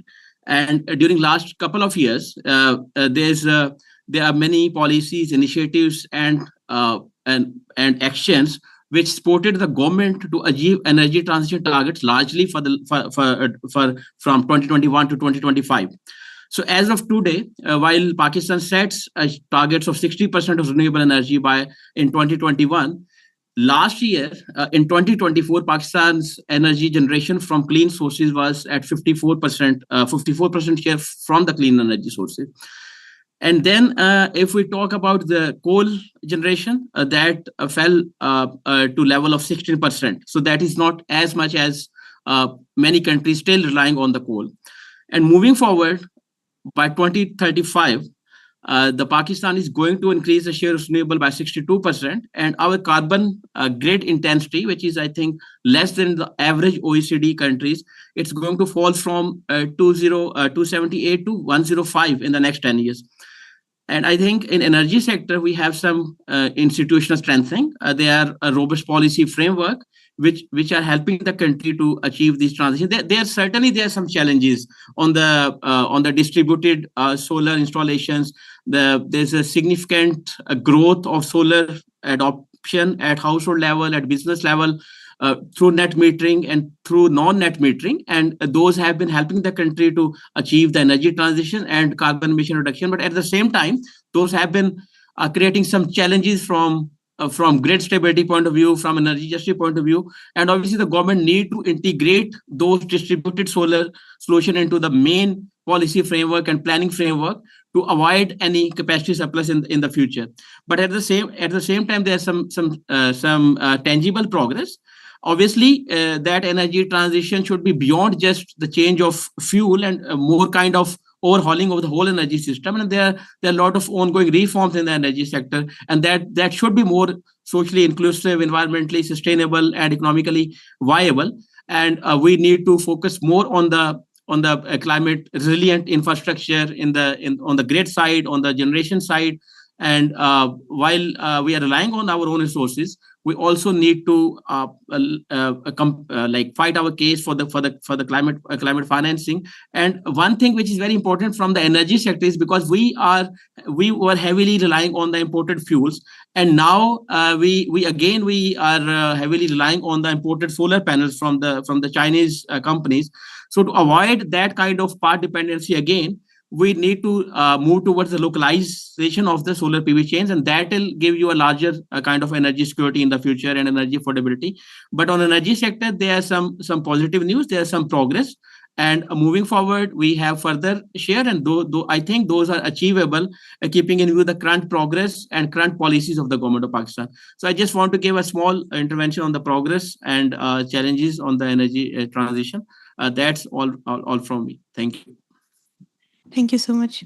Dr. Imran ji Saqib, अस्सलाम please go ahead. जी बहुत शुक्रिया जी thank you very much. It was a pleasure to be here and listening to all the experts. मेरा सवाल जो है शेख साहब से है सर वेरी ब्रीफली काइंडली बताइएगा कि बोर्ड में इस वक्त किस तरह की डिस्कशन होती है इन terms of aligning the economic losses versus the non economic losses.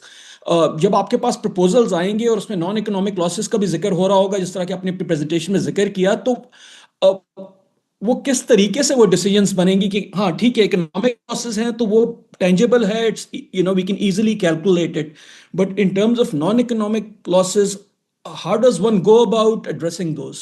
Thank you very much. Thank you so much. I think we should move ahead towards Takir Saab. For such a rich discussion. Let me begin with the last comment first. Non-economic losses, NELD, they're called. They are mostly stepchildren of national governments because they want to focus in their proposals on economic losses. किसी की road टूट गई है, किसी का school टूट गया है, किसी को एक बजटरी सपोर्ट चाहिए है. Non-economic losses that includes cultural heritage. Take example from your country. Let's say if Montudaro was being threatened versus you need a flyover in Karachi or Lahore or Islamabad, the government is more likely to invest on flyover. And I think, Imran, if I'm not mistaken, I've taken a very strong position that NELD, non-economic losses, should be prioritized. Or at least there should be a window, 30%, 40%, 20%, 40%, protected. There's not a lot of traction for it, even though it's included in the language, so it will be included. It also depends what kind of or how many NELD projects are submitted. So your question is very important. I can speak about many things, but one I want to talk about is one myth, how vulnerable Pakistan is, how well prepared it is. And second, I want to talk, sir, with your permission, Bashir Saab, about bankable projects. Um, I'm very impressed with PFAN's work, and my congratulations to you and colleagues. Unfortunately, it finished a little bit too soon.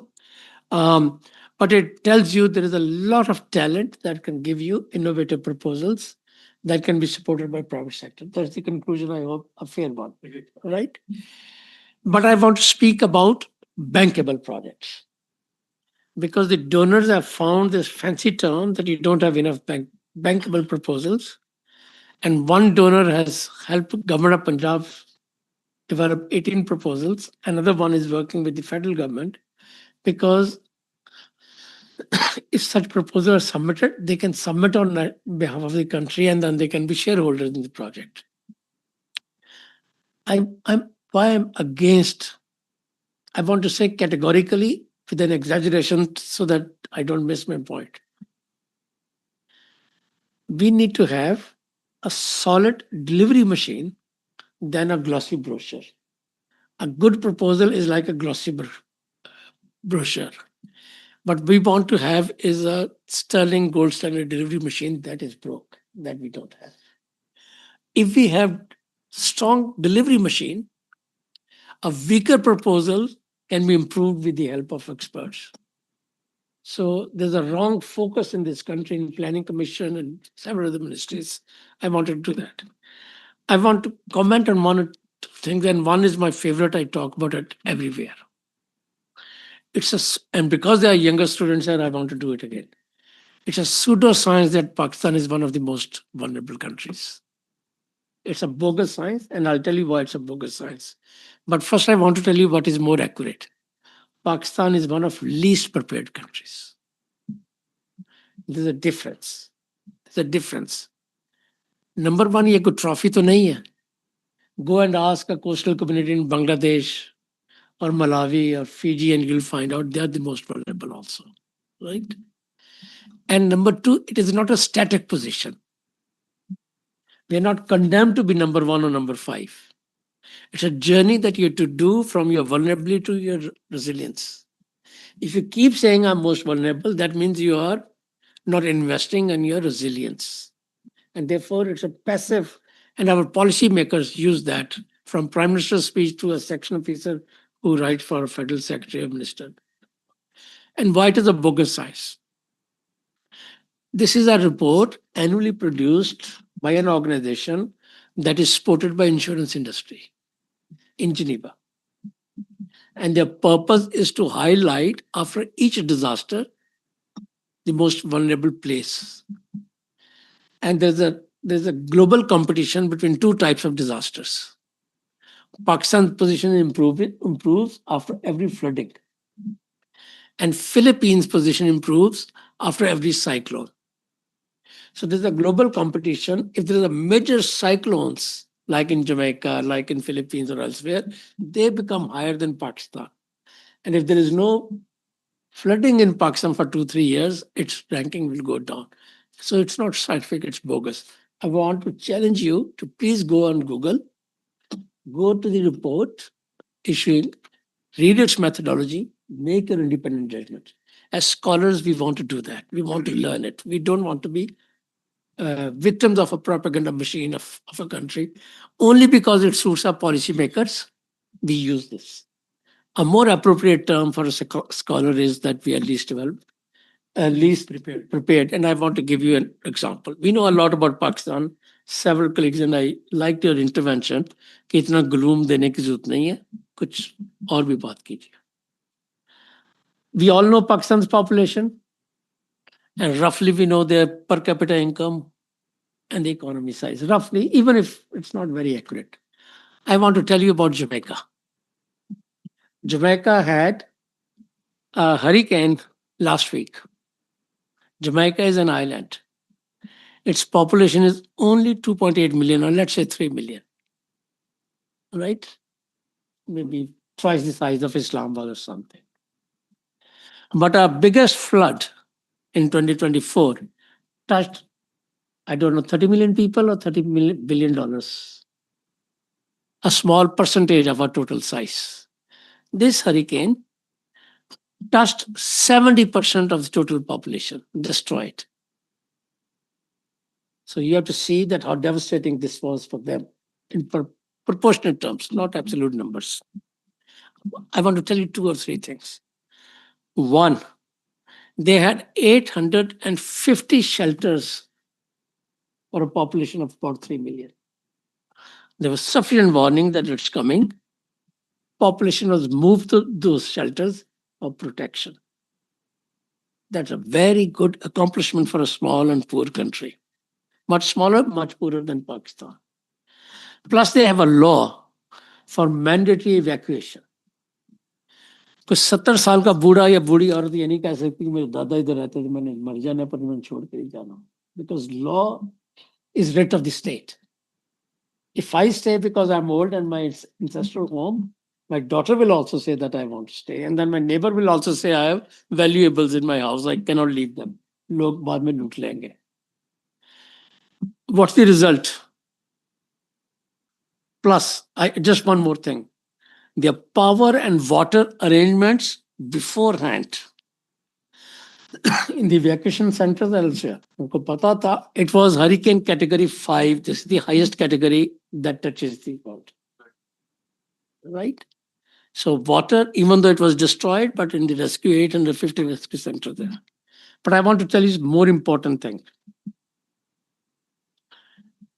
For Pakistan, my chief minister's most important thing is आटे का थाला लेके distribute करने शाम को TV पे नजर आना. Is that right? I don't want to use his name or her name. This has been the case. No, but I've seen in every government. I've seen it every prime minister. I've seen it from early 90s that I can tell you 92 में flood था यही चीज हमने की थी. But I want to tell you about Jamaica. I was telling you. In the Caribbean, they have a catastrophe risk insurance fund. They set up about 10 or 15 years ago. And उसमें वो थोड़ी थोड़ी अपनी वो डालते रहते हैं. I have in this system, they will distribute $70 million within 14 days.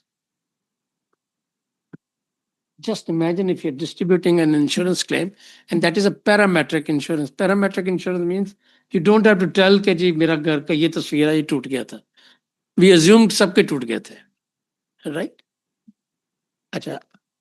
If a country of that size for 3 million people can have insurance claim, who stops us from introducing similarly more advanced, sophisticated response mechanisms? Get enough? Now, I hope this shows that this kind of system is better than having a good proposal. I hope this is better than having a propaganda thing that we are the most vulnerable one or not. And also, there's a bogus claim here that we are the 14th.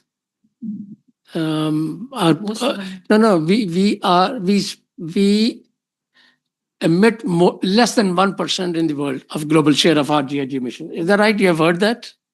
Yeah. I want to tell you more than 100 countries spend less than 1%. Yes.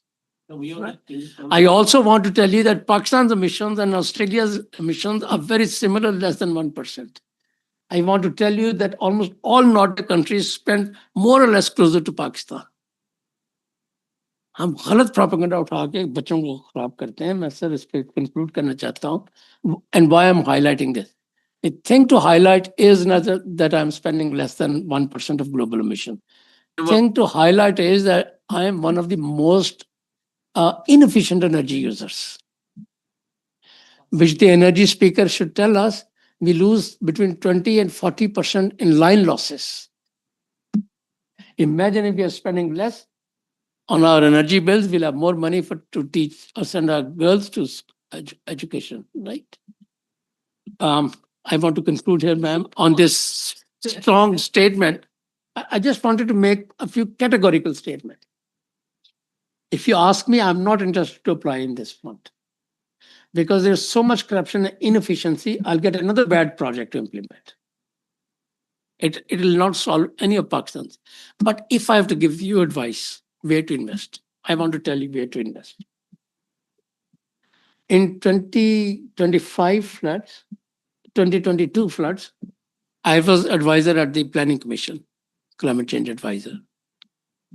And we got instruction to give them cash that they could distribute 5 or 10, 15,000 rupees through BISP to each family.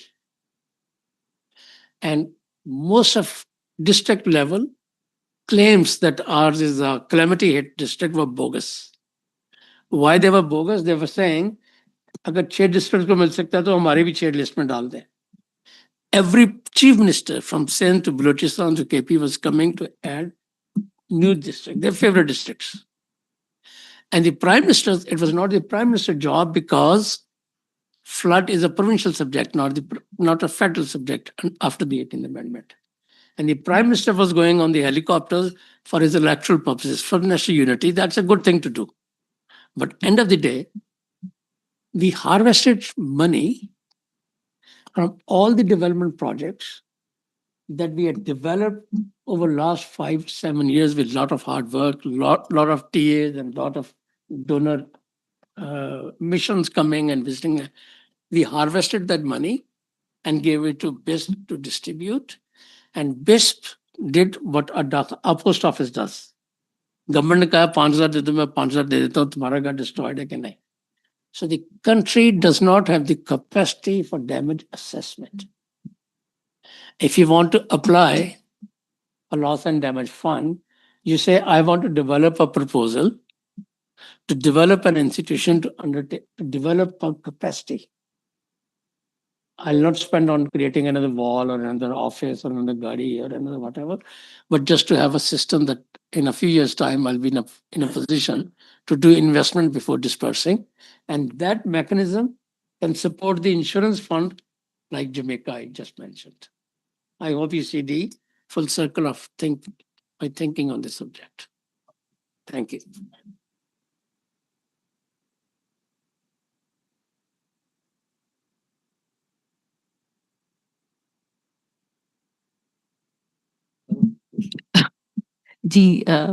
So towards the end of our program, we had our participant from GIZ, Bianca. Would you like to share some thoughts? Is she here? Oh, yeah, she's here. You're mute. Unmute करें इनको.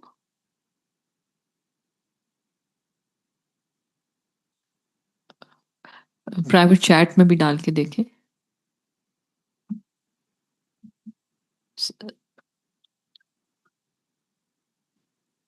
While we get that respective participant online, I would like to share one very little example. A lot of case studies or experiences have been shared here. We have a case pending in Islamabad High Court under the title Mujhe Saans Lene Do. Because of the worsening air quality of Islamabad, whatever we are seeing in Lahore, in other cities in Pakistan, the situation in Islamabad is not really very healthy as well.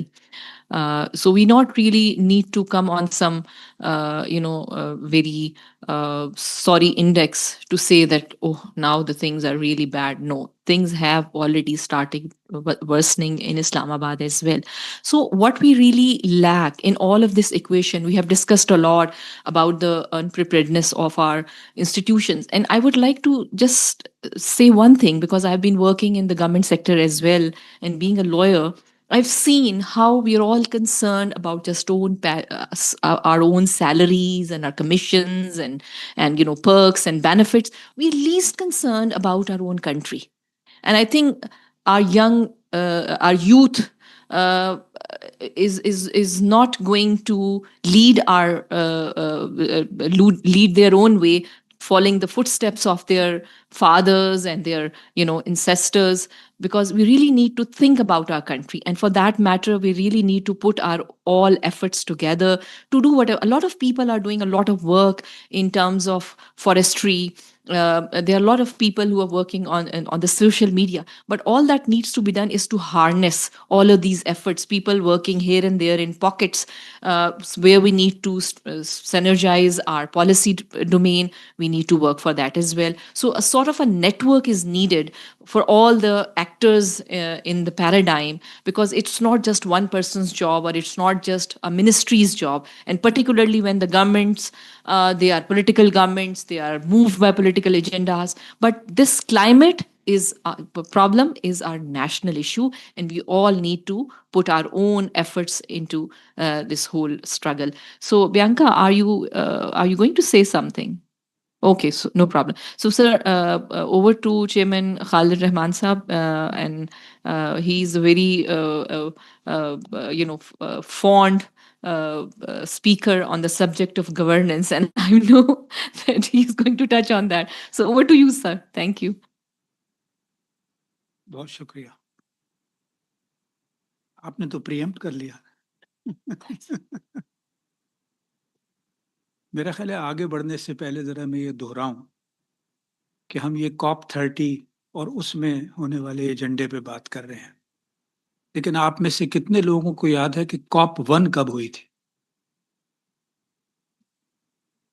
जी जी, 1995।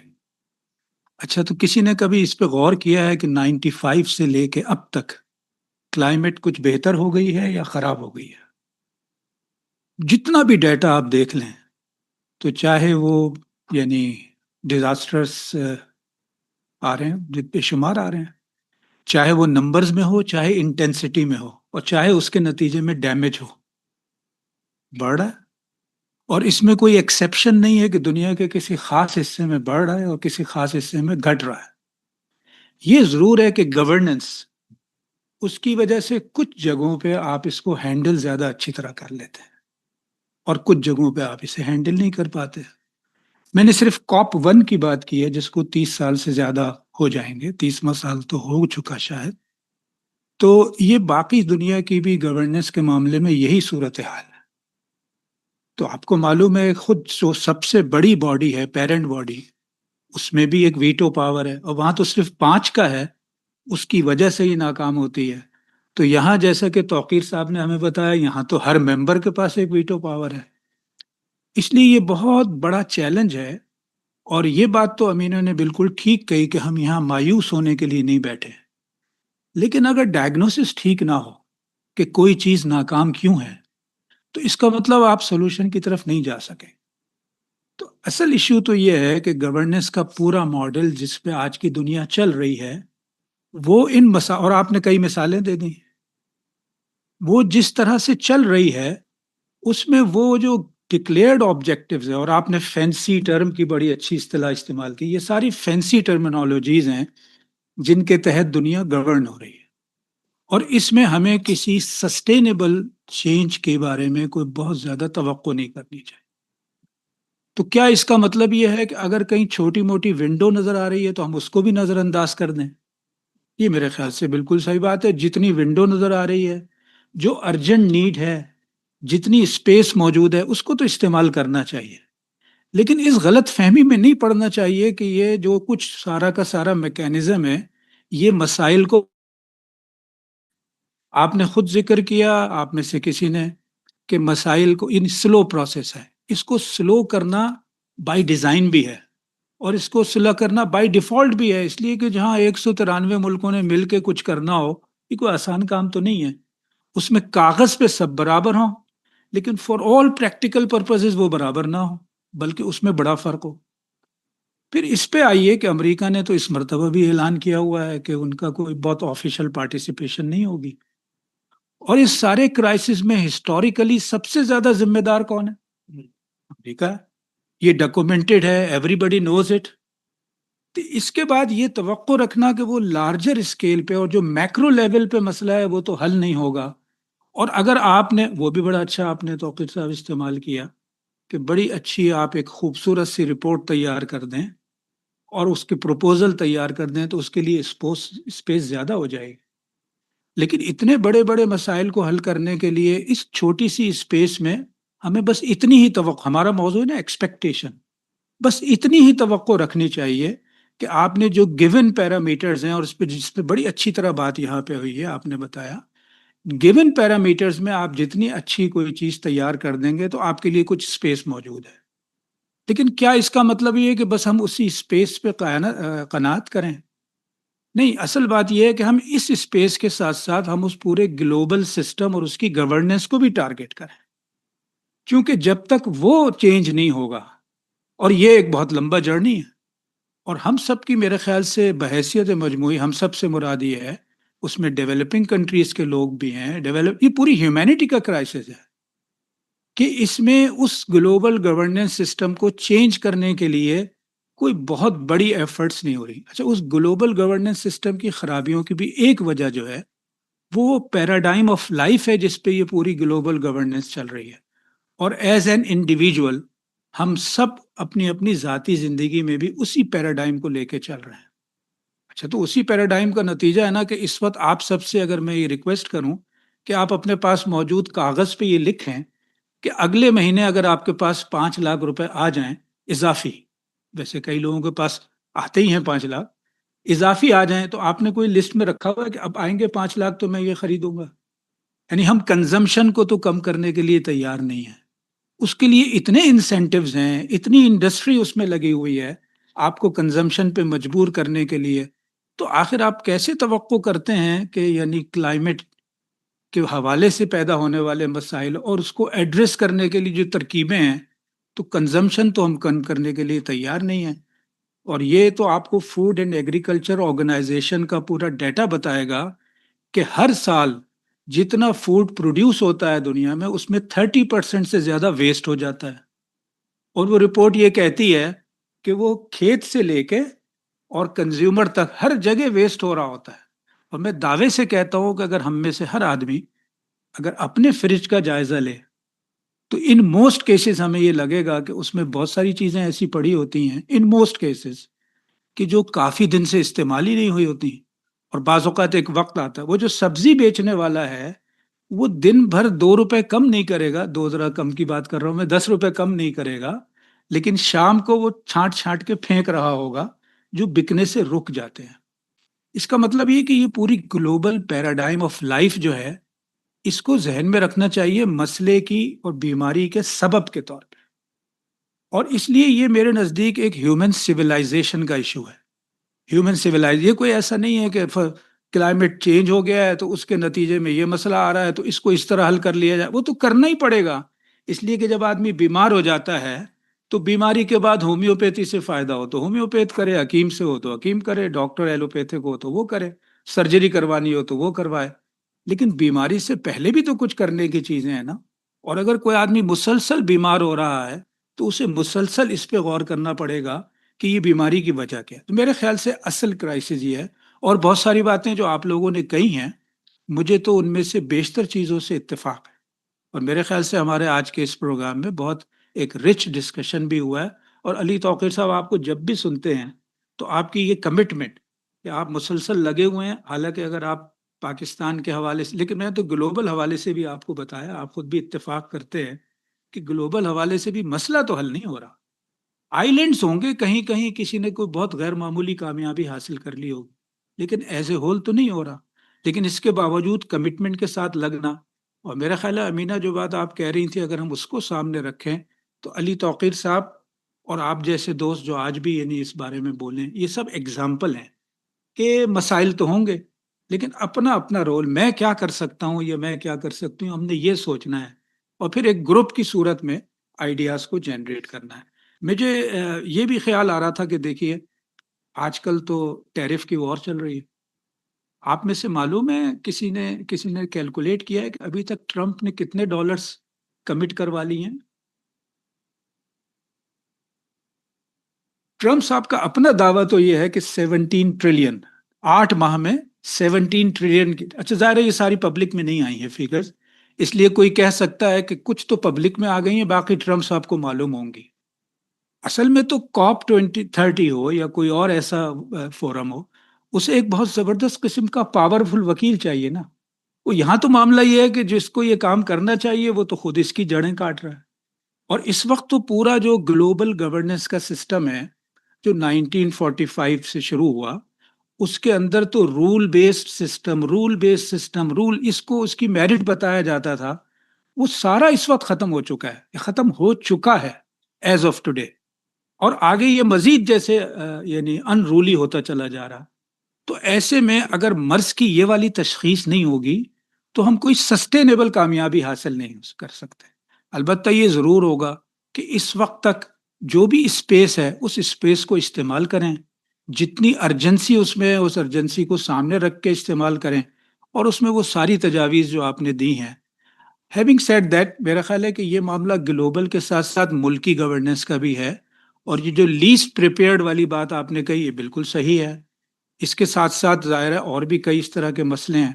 لیکن دوسری جانب یہ بھی ہے کہ اس کو اگر ہم نے اکراس دا بورڈ اپنے ذہنوں میں بٹھا لیا کہ چونکہ ہم اس وقت بہت ہی یعنی لیسٹ پریپیئرڈ ہے، اور یہ ہماری ایک طرح سے ڈی این اے کا حصہ ہے، اور وہ جیسے امینہ کہہ رہی تھی کہ ہم کچھ کرنے کے ہی قابل نہ رہیں، کیونکہ مرتا وہ آدمی نہیں ہے. ویسے تو اللہ تعالیٰ نے جس کو بلا لے، لیکن مرتا وہ آدمی نہیں ہے جو اب اتنے علاج کے بارے میں پر امید ہو. جو پر امیدی ختم ہو جاتی ہے تو وہ سب سے پہلے ایسے کتنے کیسز آپ ڈاکٹر سے پوچھ لیں کہ جو اچھا خاصا ٹھیک ہوتا ہوتا مریض ہوتا ہے وہ یعنی گزر جاتا ہے اس لیے کہ اس نے کسی نے آ کے مایوس کر دیا ہوتا ہے. تو ہمیں اس کیفیت میں اپنے معاشرے کو نہیں لے جانا، اپنی سوسائٹی کو نہیں لے جانا. ہم میں سے ہر ایک جو ہے وہ بہت اچھی زندگی گزار رہا ہے، اس کے باوجود کہ ہمارے یہاں گورننس بہت خراب ہے، اس کے باوجود کہ ہمارے یہاں پولیٹیکل لیڈرشپ بہت خراب ہے، پولرائزیشن ہے. لیکن بائی اینڈ لارج ہم لوگ، آپ یونیورسٹیز میں پڑھ رہے ہیں، جو یہاں بیٹھے ہوئے لوگ ہیں، ان 25 کروڑ کی آبادی میں کتنے لوگوں کو یونیورسٹی جانے کا اور اس لیول کی ایجوکیشن لینے کا موقع ملتا ہے؟ کتنے ہیں جو آج کل پرائیویٹ یونیورسٹیز میں جا رہے ہیں؟ تو جو گڈ ہے اس کو بھی دیکھیں، جو بیڈ ہے اس کو بھی دیکھیں، اور پھر اس میں سے دیکھیں کہ واٹ کین آئی ڈو. میرا خیال ہے یہ اپروچ ہمیں اختیار کرنی چاہیے. ظاہر ہے یہی کریں گے تو ایکسپیکٹیشنز بڑھتی چلی جائیں گی، ورنہ ایکسپیکٹیشنز بڑھنے کے بجائے کم ہوتی جائیں. اپنے اوپر سے اعتماد ختم نہ کریں. ہم نے بے شمار مسائل دیکھے ہیں آج کے پاکستان تک پہنچے ہیں، اس میں بہت کچھ اچھا بھی ہوا ہے، بہت کچھ خراب بھی ہوا ہے. اور اگر آپ کوئی ایک پیرامیٹر لے کے ساری دنیا کو آپ اسی کے اوپر جانچنے کی کوشش کریں تو کوئی ایک پیرامیٹر پہ کچھ اچھے نکلیں گے، کوئی دوسرے پیرامیٹر پہ کچھ اور اچھے نکل آئیں گے. اس لیے ایک وہ صحیح ہمارے ہاں ابھی ایک ہفتے پہلے ہم نے بلایا تھا پاکستان کے فورن سیکرٹری رہے ہیں اعزاز چودھری صاحب. اعزاز چودھری صاحب نے ایک کتاب لکھی ہے، اس کے بلکہ 3 4 کتابیں لکھی ہیں، اس میں سے ایک کتاب ہے fit prints of diplomacy.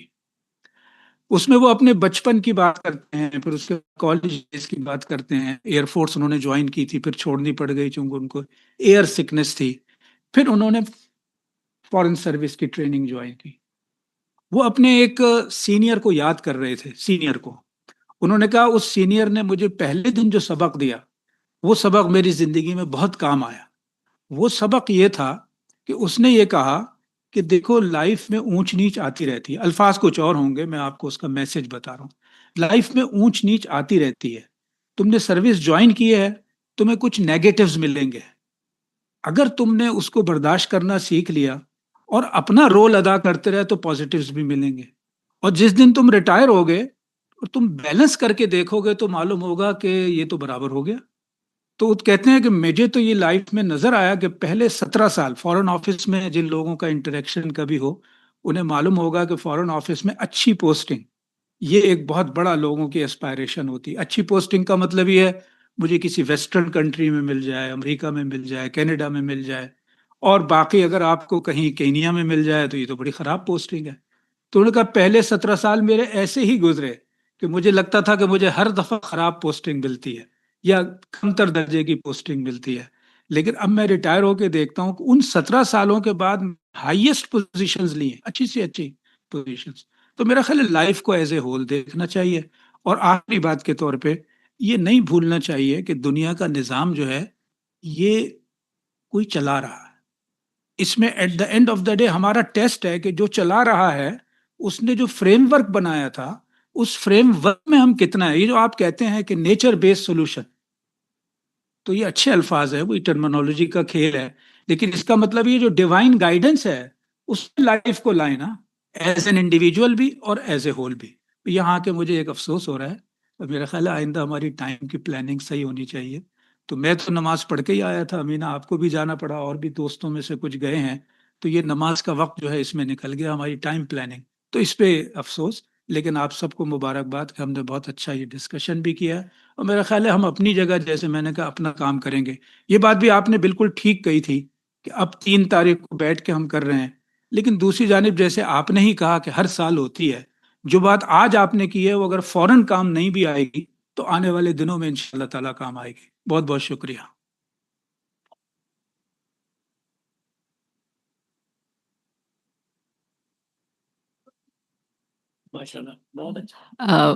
So, for our online participants, we have just closed our program. Thank you for participation. Assalamu alaikum. Thank you.